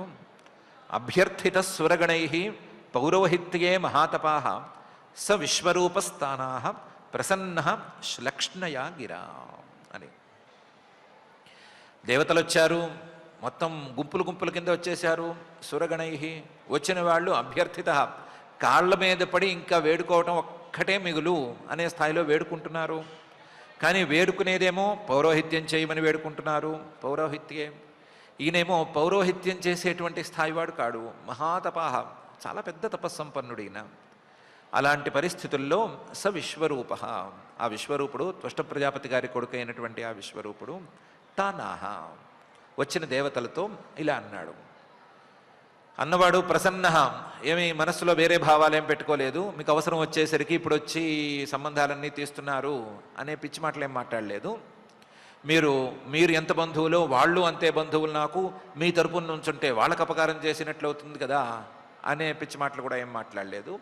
శ్లక్ష్ణయా గిరా, మంచి మృదువైనటువంటి మాటలతో మాట్లాడాడు, ప్రసన్నంగానే మాట్లాడాడు. పనున్నవాడు వస్తాడు, వచ్చినవాడు వినయంగా మాట్లాడతాడు. ఆ మాటల్లో గనక ధర్మమే ఉంటే, ఆ మాటల్లో గనక వేడుకోలే ఉంటే, ఇప్పుడే ఎందుకు వచ్చావు, నిన్న ఎందుకు రాలేదు అనే మాటకి పెద్దగా విలువ ఉండదు. అది ఒక ఈగో ఇష్యూనే తప్ప వేరే ఏమీ కాదు. కాబట్టి ఈయనకి అలాంటివేమీ లేవు, మహాతపస్సంపన్నుడు. అలాంటివేం పెట్టుకోకుండా ప్రసన్నంగానే మాట్లాడాడు. అభ్యర్థిత సురగణై పౌరోహిత్యే మహాతపా స విశ్వరూపస్థానా ప్రసన్న శ్లక్ష్ణయా గిరా అని. విశ్వరూప ఉవాచ, విశ్వరూపుడు అన్నాడు, విగర్హితం ధర్మశీలై బ్రహ్మవర్చ ఉపవ్యయం కథన్ను మద్విధోనాథా లోకేశైరభియాచితం ప్రత్యాఖ్యాస్యతి తచ్చిష్య స ఏవ స్వార్థ ఉచ్యతే అని. చాలా చాలా అందంగా, దేవతల కంటే కూడా తెలివిగా ఈయన మాట్లాడాడు. చాలా చాలా తెలివిగా మాట్లాడాడు, అందంగా మాట్లాడాడు. అయ్యా, మీరు నన్ను వచ్చారు, అడిగారు, నన్ను ఉపకారం చేయమన్నారు, ఉపకారం చేయటానికి నేను సిద్ధం. కానీ ఆ ఉపకారం పౌరోహిత్యం అన్నారు. అది నన్ను కొంచెం సందేహానికి గురి చేస్తోంది. విగర్హితం ధర్మశీలై, ఈ పౌరోహిత్యం అనేది ధర్మశీలులైన వాళ్ళు ఒప్పుకునేది కాదు. ఎందుకు అంటే పౌరోహిత్యం పనికిరాని పని అని కాదు. పౌరోహిత్యం చేయటం అంటే మనం అక్కడికి వెళ్ళాలి, వెళితే వాళ్ళు దండాలు పెడతారు, ఆ దండాలని మనం తీసుకోవాలి, మనకు ఉండేటువంటి శక్తిని ఆశీర్వచనంగా మార్చి వాళ్ళకి ఇవ్వాలి. అలాగే వాళ్ళు ఏదో వస్తువులు ఇస్తారు, అవి పుచ్చుకోవాలి. పుచ్చుకోను అనటం అనేది మర్యాద కాదు. అక్కడికి వెళ్తే పుచ్చుకుని తీరాలి, పుచ్చుకుంటే వాళ్ళ దగ్గర నుంచి పుచ్చుకోవాలి, పుచ్చుకుంటే మన దగ్గర నుంచి వాళ్ళకి ఏమైనా వెళ్ళాలి.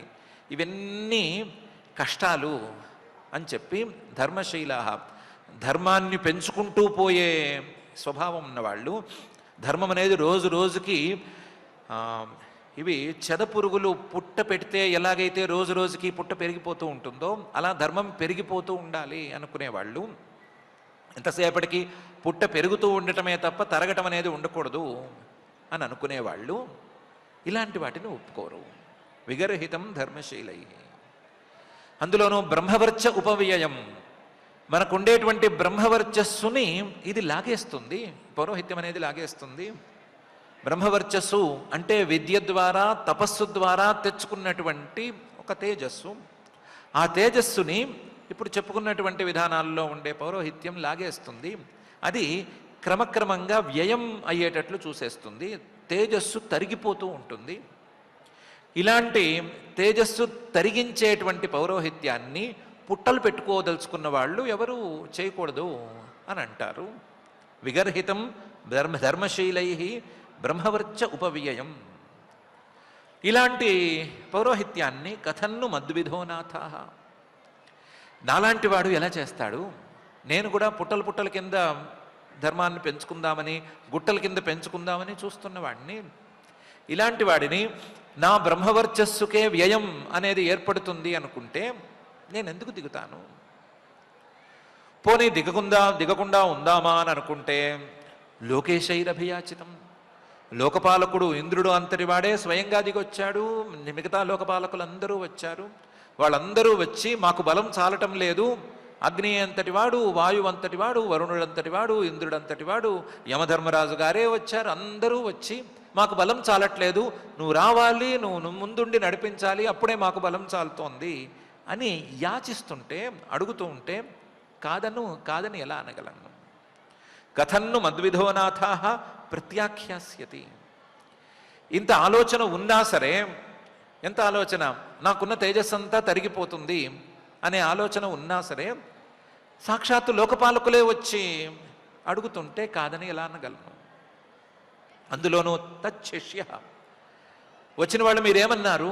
మేము నీకు తండ్రి వంశం వాళ్ళము, మీకు తండ్రి లాంటి వాళ్ళము, మేము చెప్పింది నువ్వు చెయ్యాలి అని అన్నారు కదా. నిజమే కదా, మీరు పెద్దవాళ్ళు, గురువులు, శ్రేష్ఠులు, మీకు శిష్యుడు లాంటి వాడిని నేను, మీకు పిల్లవాడి లాంటి వాడిని నేను. పిల్లవాడిగా నా కర్తవ్యం మీరు కష్టాల్లో ఉంటే మీ కష్టాన్ని తీర్చటం కదా. అలాంటప్పుడు కథం ప్రత్యాఖ్యాస్యతి, నాలాంటి వాడు ధర్మం తెలిసినవాడు మీరు కష్టాల్లో ఉండి వచ్చి అడిగితే ప్రత్యుపకారం చేసి ఆ కష్టాన్ని తీర్చకుండా ఎలా ఉండగలడు? దానివలన ఒకవేళ నా బ్రహ్మవర్చస్సు పోతే పోని అని అనుకోవాలి, కానీ నాలాంటివాడు బ్రహ్మవర్చస్సు పోతుంది, పోయే మాట ఖచ్చితం. పోతే పోనీ బ్రహ్మవర్చస్సు ఏముంది, మళ్ళీ తర్వాత కూర్చుంటే మళ్ళీ ముక్కు మూసుకుంటే వచ్చేస్తుంది అని అనుకునేనా దిగాలి, కానీ కాదు అని ఎలా చెప్పగలను? కథం ప్రత్యాఖ్యాస్యతి తచ్చిష్య. అసలు ఈ బ్రహ్మవర్చస్సు వల్ల సాధించేదేముంటుంది? ధర్మాన్ని పుట్టల కిందో గుట్టల గిట్టల కిందో పెంచుకుంటే ఏమొస్తుంది? సఏవ స్వార్థ ఉచ్యతే. పెద్దవాళ్ళు ఎవరైనా ఏమైనా అడిగితే లేదా చేయమని చెబితే దాన్ని కాదనుకుంటా ఉండటమే అన్నిటికంటే పెద్ద ధర్మం అని కదా ధర్మశాస్త్రం చెప్తోంది. సఏవ స్వార్థ. ఏ మనిషికైనా సరే, ధర్మం కావాలి అనుకునేటువంటి ఏ మనిషికైనా సరే స్వార్థ, సంపాదించుకోవలసినటువంటి నిజమైన ధర్మం, నిజమైన ప్రయోజనం తత్ప్రత్యాఖ్యాన భావ. పెద్దలు ఏమైనా చెప్తే దాన్ని కాదనకుండా చేయటం అనే కదా అంటారు. మీరు పెద్దలై ఉన్నారు, మీరు వచ్చారు, అందులో కష్టాల్లో ఉండి వచ్చారు, మాట చెప్పారు, నేనేమో వినయంగా మీకు శిష్యుల్లాగా ఉండవలసిన వాడిని. ఇన్ని ఉన్నప్పుడు వాస్తవానికి నాకు చాలా నష్టాన్ని కలిగించేదైనా సరే ఈ పౌరోహిత్యాన్ని నేను ఎలా కాదంటాను అని అన్నాడు. మీరు వచ్చేస్తే ఎగిరి గంతేసి ఒప్పేసుకుంటాను అనే స్థాయిలో నేనేమీ లేను. నేను మీ మీద వినయంతో, మీ మీద ప్రేమతో, గౌరవంతోనే ఒప్పుకుంటున్నాను. దీనివల్ల నాకు నష్టమే తప్ప లాభం లేదు అనే మాట చెప్పాడు. అందంగా చెప్పాడు, ధర్మంగా కూడా చెప్పాడు. విగర్హితం ధర్మశీలై బ్రహ్మవర్చ ఉపవ్యయం కథన్ను మద్విధోనాథా లోకైషైరభియాచితం ప్రత్యాఖ్యాస్యతి తచ్చిష్య స ఏవ స్వార్థ ఉచ్యతే అనే శ్లోకంలో. అదేంటి అలా అంటావు? మేమెవరం దేవతలము, మా దగ్గర పెద్ద బ్యాంకర్ ఉన్నాడు కుబేరుడు, నువ్వు అడిగింది అడిగినట్లుగా డబ్బులు ఇస్తాడు, ఎంత డిమాండ్ చేసినా ఇచ్చేస్తాడు. అసలు నువ్వు డిమాండ్ చేయాల్సిన అవసరం లేకుండానే నువ్వు కోరినంత లేదా కోరనంత ధనం ఇచ్చేస్తాడు ఆయన. దాంతో మా పని పూర్తయిన తర్వాత నువ్వు మళ్ళీ నీ దగ్గరకు వచ్చేసుకుని యజ్ఞయాగాదులు చేసుకుని నువ్వే ధర్మం పెంచుకో. పోయిందనుకున్నటువంటి తేజస్సును మళ్ళీ పెంచేసుకో, పోయిందనుకున్నటువంటి బ్రహ్మవర్చస్సుని మళ్ళీ తపస్సు ద్వారా లేకపోతే ఈ యజ్ఞయాగాదుల ద్వారా పెంచేసుకో. నీకు ధనం లభించటం అనేది ఈ రకంగా చూస్తే మంచిదే కదా. ఒక రకంగా చూడాలి అంటే మేం కష్టంలో ఉన్నాము, కానీ నీకు మాత్రం ఇది ఆఫరే కదా, నీకే లాభం కదా అని దేవతలు అన్నారు. అంటే దేవతలకే తలకాయ గిర్రులను తిరిగేటువంటి సమాధానం అక్కడ చెప్పాడు ఆయన. అకించనానాం హి ధనం శిలోంఛనం తేనేహ నిర్వర్తిత సాధు సత్క్రియ కథం విగర్హ్యం ను కరోమ్యధీశ్వరా పౌరోధసం హృష్యతి ఏన దుర్మతి అని. మీరు అంటున్నట్టు ఇదేం నాకు ఆఫర్ కాదు, నాకు అవసరమేమీ లేదు. ఎందుకంటే డబ్బులు రావటం, వచ్చిన ధనంతో యజ్ఞయాగాదులు చేయటం అనేది మిగతా వాళ్ళకు ఉంది. మిగతా వాళ్ళకి ఇది, మిగతా వాళ్ళకి అంటే నాలాంటి స్థాయిలో ఆలోచించే వాళ్లకు తప్ప మిగతా వాళ్ళకి అది గొప్ప ఆఫరు, నాకు అది ఆఫర్ కాదు. ఎందుకంటే అకించనానాం, ఏమీ లేదు అనుకునే వాళ్ళకి, ఏమీ వద్దు అనుకునేవాడికి ధనం అనేది ఏంటి అంటే శిలోంఛనం. శిలం లేదా ఉంఛనం అనే రెండు రకాల్లో వచ్చేటువంటిదే ధనము.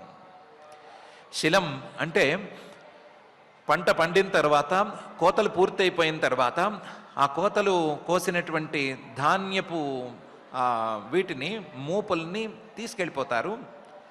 తీసుకెళ్ళేటప్పుడు తీసుకెళ్ళగలిగినన్ని తీసుకెళ్తారు. అందులో చిన్నవి ఏమైనా కింద ఊడి పడిపోతాయి, మంజరులు అంటారు, లేదా చిన్న ధాన్యాలను కలిగినటువంటి చిన్న రెబ్బలు కింద పడిపోతాయి. ఆ పడిపోయిన రెబ్బల్ని ఏరక్కర్లేదు, ఎవరు తీసుకుంటే వాళ్ళదే అని అనుకున్నట్లుగా ఆ మోతుబరి వదిలేస్తాడు. ఆ వదిలేసినటువంటి, ఆయన వద్దనుకుని వదిలేసినటువంటివి, పక్షులే వచ్చి తిన్నా పర్వాలేదు అని అనుకుని వదిలేసుకున్నవి వెళ్ళి ఏరుకోవటానికి అందరికీ అనుమతి ఉంటుంది. అలాంటి ఆ ధాన్యాన్ని ఏరుకోవటాన్ని శిలం అని పిలుస్తారు. ఆ శిలం ద్వారా ధాన్యం తెచ్చుకోవటం అనేది అకించనానాం ధనం. ఏమీ లేనివాడికి, ఏమీ వద్దనుకున్న వాడికి ధనాన్ని సంపాదించుకునే ఉపాయం. దాంట్లో డబ్బేం వస్తుంది అని కాదు. అలాగే ఉంచనం అంటే ఈ పంటని నూర్పిళ్ళవి చేసిన తర్వాత, అంటే ధాన్యాన్ని బయటికి తీసే సమయంలో కానీ, లేదా ఆ ధాన్యం నుంచి ఊకను వేరు చేసి బియ్యం కింద మార్చేటప్పుడు కానీ, ఏ ధాన్యానికైనా ఇలాంటి పనులు చేసేటప్పుడు కొన్ని కింద పడిపోతాయి, లేదా రవాణా చేసేటప్పుడు కొన్ని కింద పడిపోతాయి, లేదా షాపుల్లోనూ అక్కడ ఇక్కడ మార్చేటప్పుడు, బస్తాలవి మార్చేటప్పుడు కింద పడిపోతాయి. ఆ కింద పడ్డ వాటిని మళ్ళీ జాగ్రత్తగా ఏరి అమ్ముకోవాలని అనుకోరు, ఏరి జాగ్రత్త చేసుకోవాలని అనుకోరు, ఊడ్చేసుకుని ఎవరైనా తీసుకెళ్తే పర్వాలేదు అనుకుంటారు. అలాంటి ధాన్య కణాలను ఏరుకోవటాన్ని ఉంచనం అని పిలుస్తారు. ఈ ఉంచనం అనేది కూడా అకించనానాం ధనం, ఏమీ లేనివాడికి, ఏమీ వద్దు అనుకునేవాడికి ధనాన్ని తెచ్చుకునేటువంటి ఉపాయం. అకించనానాం హి ధనం శిలోంచనం. ఈ శిలం ద్వారా, ఉంచనం ద్వారా ఏమైనా కాస్తంత ధాన్యం వస్తే ఆ ధాన్యంతోనే కడుపు నింపేసుకుని, కడుపు నింపుకోవటానికి ముందు ఆ ధాన్యాన్నే దేవుడికి నైవేద్యం పెట్టేసుకుని, ఆ ధాన్యంతోనే చిన్న చిన్న యజ్ఞయాగాదులు చేసేసుకుని, చిన్న యాగం ఏదోటి ఇష్టంటారు, ఇదో చిన్న యాగం, కాస్తంత పిండితో నడిచిపోయేటువంటి యాగం, అలాంటి యాగం చేసేసుకుని తేనేహ నిర్వర్తిత సాధు సత్క్రియ, నేను చేయాల్సిన సత్కర్మలన్నీ చేశాను అని తృప్తి పడిపోవచ్చు, ఏమి తిరుగులేదు. తేన ఇహ నిర్వర్తిత సాధు సత్క్రియ, ఈ మాత్రం సత్క్రియలు చేస్తే చాలు. వచ్చిన ఆ 4 గింజల్ని జాగ్రత్తగా వండుకుని, అది వైశ్వదేవం చేసుకుని, ఆ 4 గింజల్లోనే అతిథి వస్తే అతిథికి పెట్టి వాటితోనే సుఖంగా ఉండిపోవచ్చు. చేయాల్సిన సత్కర్మలన్నీ పూర్తి చేసేసుకోవచ్చు. తేనేహ నిర్వర్తిత సాధు సత్క్రియ. వాస్తవానికి ఇది చాలా పెద్ద స్థాయి ధర్మం. ఇలాంటి వాళ్ళకే ఎక్కువ పుణ్యం అని శాస్త్రాలు చెప్తున్నాయి.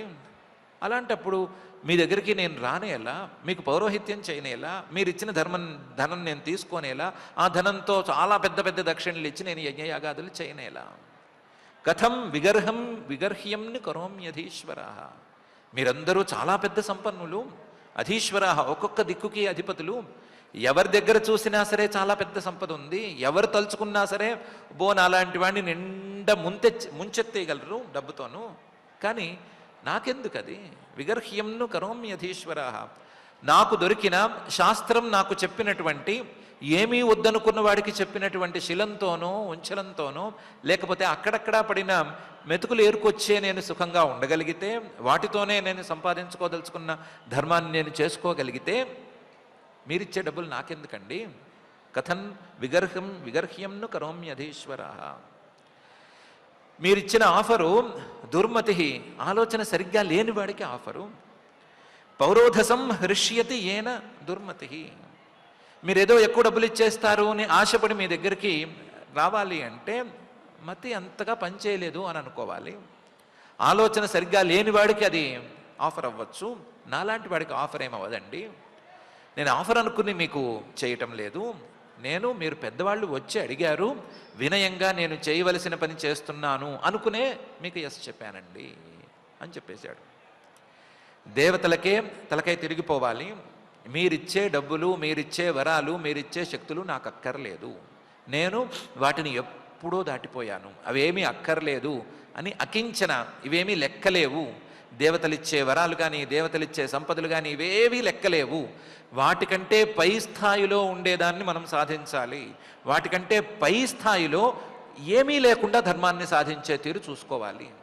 ఏ సాధనము లేకుండా ధర్మాన్ని ఎలా పెంచుకోవాలి అనే తీరు చూసుకోవాలి. అన్ని మెషినరీస్ పెట్టుకుని కట్టడం కాదు, పెద్ద పెద్ద బిల్డింగ్స్ కట్టడం కాదు, ఏ సాధనము లేకుండా చెదపురుగులు కట్టినట్లుగా, పుట్టలు కట్టినట్లుగా పుట్ట కట్టాలి. ఆ పరిస్థితుల్లో నేనున్నాను. కాబట్టి మీరిచ్చేది నాకేమీ ఆఫర్ కాదు, మీకేం అక్కర్లేదు, మీరిచ్చేది నాకేం అక్కర్లేదు, నేనే మీకు కావాలి, నాకు వినయం మాత్రమే కావాలి, ధర్మం మాత్రమే కావాలి అని తేల్చి చెప్పాడు. అకించనానాం హి ధనం శిలోంఛనం తేనేహ నిర్వర్తిత సాధు సత్క్రియ కథం విగర్హ్యంను కరోమ్యధీశ్వరా పౌరోధసం హృష్యతి ఏన దుర్మతి అనేటువంటి ఈ శ్లోకంలో. ఇంకా 4 శ్లోకాలు ఈ అధ్యాయంలోనే ఉన్నాయి, కానీ ఇప్పటికే సమయం మించిపోతోంది కాబట్టి ఇక్కడికి ఆపుకోవటమే న్యాయం. దేవతలు వాళ్ళు చేసినటువంటి తప్పు, విశ్వరూపుడు ఆయన యొక్క ఉదాత్త స్వభావం. ఈ రెండు మనకు కళ్ళకు కట్టినట్లు కనిపించినాయి.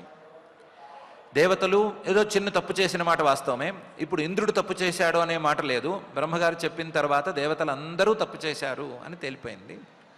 తప్పు చేసినటువంటి దేవతలు దాన్ని దిద్దుబాటు చర్యలకు ఎలా ఉపక్రమించారు అనేది ఒక మాట అయితే, ఆ దిద్దుబాటు చర్యల్లో వాళ్ళ యొక్క సాత్వికత, వినయము, మంచితనము, తెలివి, సందర్భోచితంగా వ్యవహరించటం అనేది ఎంత బాగా ఉన్నాయి అనేది ఒక అంశమైతే, రెండో విశ్వరూపుడి తాలూకు అంశం ఎంతో ఉదాత్తంగా ఏ సాధనము లేకుండా ధర్మాన్ని పెంచుకోగలిగిన స్థాయిలో ఉండి కూడా తన తండ్రి వైపు వారు వచ్చి సహాయాన్ని అర్థిస్తుంటే కాదనను అని చెప్పటము, నా స్థాయికి తగినది కాదు అని అనుకున్నా సరే దిగైనా సరే నేను మీకు ఉపకారం చేస్తాను అని చెప్పటము అనేది చాలా పెద్ద విషయము. ఈ రెండు విషయాలని 2 ముక్కల్లో కూడా చెప్పుండొచ్చు. 2 ముక్కలో 3 ముక్కలో పడతాయి. దేవతలు రాక్షసుల దెబ్బలకి తట్టుకోలేక బ్రహ్మగారి దగ్గరికి వెళ్ళారు. ఆయనేమో విశ్వరూపుడి వైపుకి డైవర్ట్ చేశారు. దేవతలు విశ్వరూపుడి దగ్గరికి వెళ్ళి జాగ్రత్తగా మాట్లాడితే ఆయన ఒప్పుకున్నాడు. 3 ముక్కలతో అయిపోయింది. కానీ ఇంత విస్తృతంగా ఈ గ్రంథాన్ని నడిపించడంలో శ్రీ శుకుల వారికి చాలా చాలా తాత్పర్యం ఉంది అని తెలుస్తోంది. ఒకటి, సాధారణ స్థితుల్లో సందర్భోచితంగా సాత్వికంగా ఎలా వ్యవహరించవచ్చు. రెండోది, ఉదాత్తమైన ఆశయం ఉన్నా సరే అవసరమైనప్పుడు ఎవరికైనా ఉపకారం చేయవలసి వచ్చినప్పుడు ఎలా దిగిరావచ్చు అనేటువంటి అంశాలను వివరించడంలో ఆయనకి తాత్పర్యం చక్కగా గోచరిస్తోంది.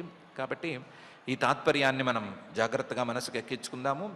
మనకి అవసరమైనప్పుడు సాత్వికంగా ఎలా అడగాలో, ఎవరికైనా అవసరమైనప్పుడు సాత్వికంగా అలాగే సహాయం చేయాలి అనేటువంటి సందేశాన్ని ఈ చిన్నపాటి ఈ ముక్క వృత్తాంతం ద్వారా మనం తెలుసుకుందాము. ఇంకా కూడా ఈ వృత్తాంతంలో ఉండేటువంటి విశేషాలను పైపైకి వెళుతూ మనం తెలుసుకుని మన మనసులో ఒకవేళ ధర్మం అనేది ఉంటే అది సాత్వికంగానే ఉండాలి. ఆ సాత్వికమైనటువంటి ధర్మం మనకు, ఇతరులకు, ఇద్దరికీ కూడా ఉపకారకంగా ఉండాలి అనే ఆలోచన చేసుకుందాము. అలాంటి సాత్వికమైన ధర్మాన్ని మన మనసంతా నిండేటట్లుగా పంచవలసిందిగా ఆ మహత్తమ నిరంతర నివాసి అయిన శ్రీనివాస పరమాత్మని భక్తిగా ప్రార్థించుకుందాము. పారాయణ కార్యక్రమాన్ని ప్రారంభించుకుందాం. ఈరోజు మనం 6వ స్కంధంలో 7వ అధ్యాయంలో 16వ శ్లోకం నుంచి పారాయణ చేసుకుంటున్నాం.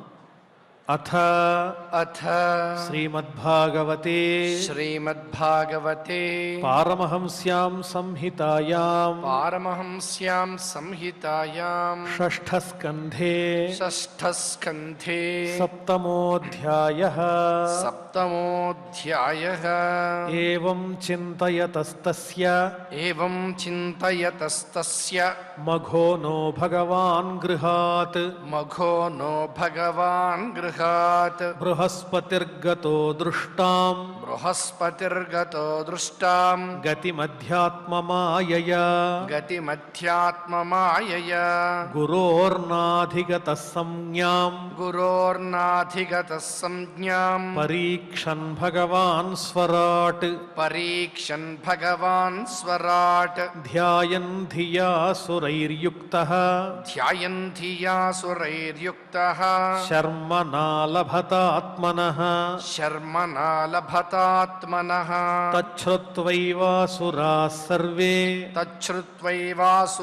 సర్వే ఆశ్రిత్యౌశనసమ్మతం దేవాన్ ప్రత్యుద్యమం చక్రుః దుర్మదా ఆతతాయినః తైర్విసృష్టేషుభిస్తీక్ష్ణైః నిర్భిన్నాంగోరుబాహవః బ్రహ్మాణం శరణం జగ్ముః సహేంద్రానతకంధరాః తాంస్తథాభ్యర్థితాన్ వీక్ష్య భగవానాత్మభూరజః కృపయా పరయా దేవ उवाच परिसान्त्वयन् उवाच परिसान्त्वयन् ब्रह्मोवाच ब्रह्मोवाच अहो बत सुरश्रेष्ठाः अहो बत सुरश्रेष्ठाः ह्यभद्रं वः कृतं महत् ह्यभद्रं वः कृतं महत् ब्रह्मिष्ठं ब्राह्मणं दान्तं ब्रह्मिष्ठं ब्राह्मणं दान्तम् ऐश्वर्यान्नाभ्यनन्दत ऐश्वर्यान्नाभ्यनन्दत तस्यायमनयस्यासीत् तस्यायमनयस्यासीत् परेभ्यो वः पराभवः परेभ्यो वः पराभवः प्रक्षीणेभ्यः स्ववैरिभ्यः प्रक्षीणेभ्यः स्ववैरिभ्यः समृद्धानां च यत्सुराः समृद्धानां च यत्सुराः मघवन् द्विषतः पश्य मघवन् द्विषतः पश्य प्रक्षीणान् गुर्वतिक्रमात् प्रक्षीणान् गुर्वतिक्रमात् सम्प्रत्युपचितान् भूयः सम्प्रत्युपचितान् भूयः काव्यमाराध्य भक्तितः काव्यमाराध्य भक्तितः आददीरन्निलयनम् आददीरन्निलयनम् ममापि भृगुदेवताः ममापि भृगुदेवताः त्रिविष्टपं किं गणयन्त्यभेद्यमन्त्रा भृगूणामनुशिक्षितार्थाः त्रिविष्टपं किं गणयन्त्यभेद्यमन्त्रा भृगूणामनुशिक्षितार्थाः न विप्रगोविन्दगवीश्वराणां न विप्रगोविन्दगवीश्वराणां भवन्त्यभद्राणि नरेश्वराणां भवन्त्यभद्राणि नरेश्वराणां तद्विश्वरूपं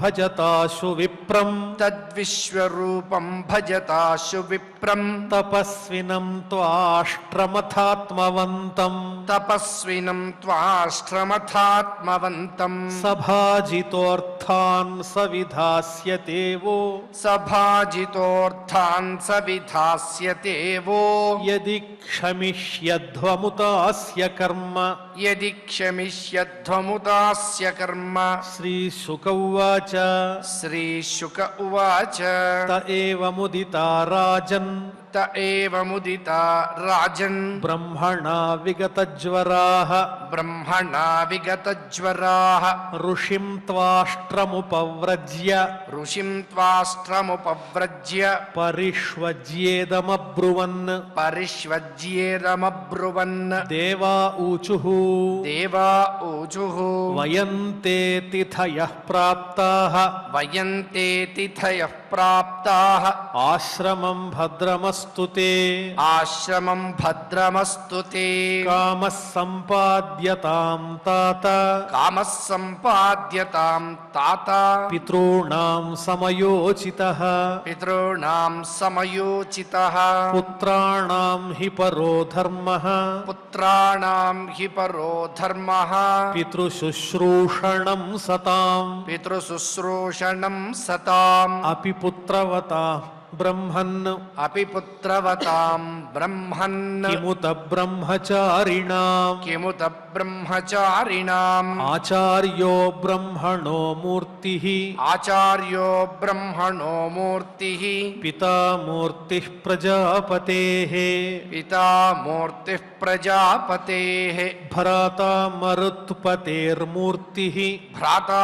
मरुत्पतेर्मूर्तिः माता साक्षात् क्षितेस्तनुः माता साक्षात् क्षितेस्तनुः दयाया भगिनी मूर्तिः दयाया भगिनी मूर्तिः धर्मस्यात्मातिथिः स्वयं धर्मस्यात्मातिथिः स्वयम् अग्नेरभ्यागतो मूर्तिः अग्नेरभ्यागतो मूर्तिः सर्वभूतानि चात्मनः सर्वभूतानि चात्मनः तस्मात् पितॄणामार्तानां तस्मात् पितॄणामार्तानाम् आर्तिं परपराभवम् आर्तिं परपराभवम् तपसापनयं स्तात తపసాపనయం స్తాత సందేశం కర్తుమర్హసి సందేశం కర్తుమర్హసి వృణీమహే త్వోపాధ్యాయం వృణీమహే త్వోపాధ్యాయం బ్రహ్మిష్ఠం బ్రాహ్మణం గురుం బ్రహ్మిష్ఠం బ్రాహ్మణం గురుం యథాంజసా విజేష్యామః యథాంజసా విజేష్యామః సపత్నాం స్తవ తేజసా సపత్నాం స్తవ తేజసా నగర్హయంతి హ్యర్థేషు నగర్హయంతి హ్యర్థేషు యవిష్ఠాంఘ్ర్యభివాదనం యవిష్ఠాంఘ్ర్యభివాదనం ఛందోభ్యోన్యత్ర న బ్రహ్మన్ ఛందోభ్యోన్యత్ర న బ్రహ్మన్ వయోద్యైష్ఠ్యస్య కారణం వయోద్యైష్ఠ్యస్య కారణం ఋషిరువాచ ఋషిర్వాచ అభ్యర్థితః సురగణైః అభ్యర్థితः సురగణైః పౌరోహిత్యే మహాతపాః పౌరోహిత్యే మహాతపాః సవిశ్వరూపస్థానాః సవిశ్వరూపస్థానాః ప్రసన్నశ్లక్ష్ణయా గిరా ప్రసన్నశ్లక్ష్ణయా గిరా విశ్వరూప ఉవాచ విశ్వరూప ఉవాచ విగర్హితం ధర్మశీలైః విగర్హితం ధర్మశీలైః బ్రహ్మవర్చ ఉపవ్యయం బ్రహ్మవర్చ ఉపవ్యయం కథన్ను మద్విధో నాథాః కథం ను మద్విధో నాథాః లోకేశైరభియాచితం లోకైశైరభియాచితం ప్రత్యాఖ్యాస్యతి తచ్చిష్యః ప్రత్యాఖ్యాస్యతి తచ్చిష్యః స ఏవ స్వార్థ ఉచ్యతే స ఏవ స్వార్థ ఉచ్యతే అకించనానాం హి ధనం శిలోంఛనం అకించనానాం హి ధనం శిలోంఛనం తేనేహ నిర్వర్తిత సాధు సత్క్రియః తేనేహ నిర్వర్తిత సాధు సత్క్రియః కథం విగర్హ్యం ను కరోమ్యధీశ్వరాః కథం విగర్హ్యం ను కరోమ్యధీశ్వరాః పౌరోధ సంహృష్యతి యేన దుర్మతిః పౌరోధ సంహృష్యతి యేన దుర్మతిః ఇతి ఇతి శ్రీమద్భాగవతే శ్రీమద్భాగవతే పారమహంస్యాం సంహితాయాం పారమహంస్యాం సంహితాయాం షష్ఠస్కంధే షష్ఠస్కంధే సప్తమాధ్యాయే శ్లోకాః సప్తమాధ్యాయే శ్లోకాః. ఓం నమో వెంకటేశాయ. అరయన కించులైనట్టి వారికి తగుశిలోంచన వృత్తి ధనము సుమ్ము దానిచే నిర్వర్తిత ప్రియ సాధు సత్క్రియ గలవారిలై ప్రీతి నొందెదరుగాన సద్గర్హితాచారమైన ఆచార్యత్వమిప్పుడు మీ శాసనమున కైగుంటి గురువుల కామంబు ప్రాణార్థవంచనములు లేక వడినొనట్టుననుచు విశ్వరూపుడనియడు ముని ప్రతిజ్ఞోక్తి పలికే వారిను రడించి మహితమైన తత్సమాధిచే గురుభావమరజేసే దేవ సమితికపుడు అని. ఎంతటి వారికైనా గురువు అనేటువంటి వాడు పురతః స్థిత్వా హితం వాంఛతి పురోహితః అని ముందుండి హితం కోరేటువంటి వాడి యొక్క ఆవశ్యకత గురించి శ్రీమద్భాగవత అమృత రసాస్వాదన ప్రక్రియలో భాగంగా ఆచార్యముఖతః ఎన్నో అమూల్యమైనటువంటి అంశాలను ప్రతినిత్యము మనకు ఆ దేవదేవుడు శ్రీయపతి సాయం సంధ్యా సమయాన మనకు హితబోధని అందిస్తూనే ఉన్నాడు. ఆ బోధని పరిపూర్ణంగా అందుకుని ఆ భగవత్ తత్వాన్ని కూడా మనకు పరిపూర్ణంగా అందించేటువంటి శక్తిని, యుక్తిని, భక్తిని కలుగజేయమని ఆ దేవదేవుని వేడుకుంటూ యథాప్రకారం క్షమాప్రార్థన దగ్గర నుంచి మంగళాంత శ్లోకం వరకు పఠించి మంగళాంతంగా నేటి ఈ అధ్యయన కార్యక్రమానికి పరిసమాప్తిని పలుకుదాం. అథ క్షమా ప్రార్థనా యదక్షరపదభ్రష్టం మాత్రాహీనం చ యద్భవేత్ తత్సర్వం క్షమ్యతాం దేవ నారాయణ నమోస్తుతే. అథ భగవత్సమర్పణం కాయేన వాచా మనసేంద్రియైర్వా బుద్ధ్యాత్మనా వా ప్రకృతే స్వభావాత్ కరోమి యద్యత్ సకలం పరస్మై నారాయణాయేతి సమర్పయామి. అథ లోకక్షేమ ప్రార్థనా. సర్వే భవంతు సుఖినః, సర్వే సంతు నిరామయాః, సర్వే భద్రాణి పశ్యంతు, మా కశ్చిద్ దుఃఖభాగ్ భవేత్. అథ మంగళం శ్రియః కాంతాయ కళ్యాణ నిధయే నిధయేర్థినాం శ్రీవేంకట నివాసాయ శ్రీనివాసాయ మంగళం. నమో వెంకటేశాయ.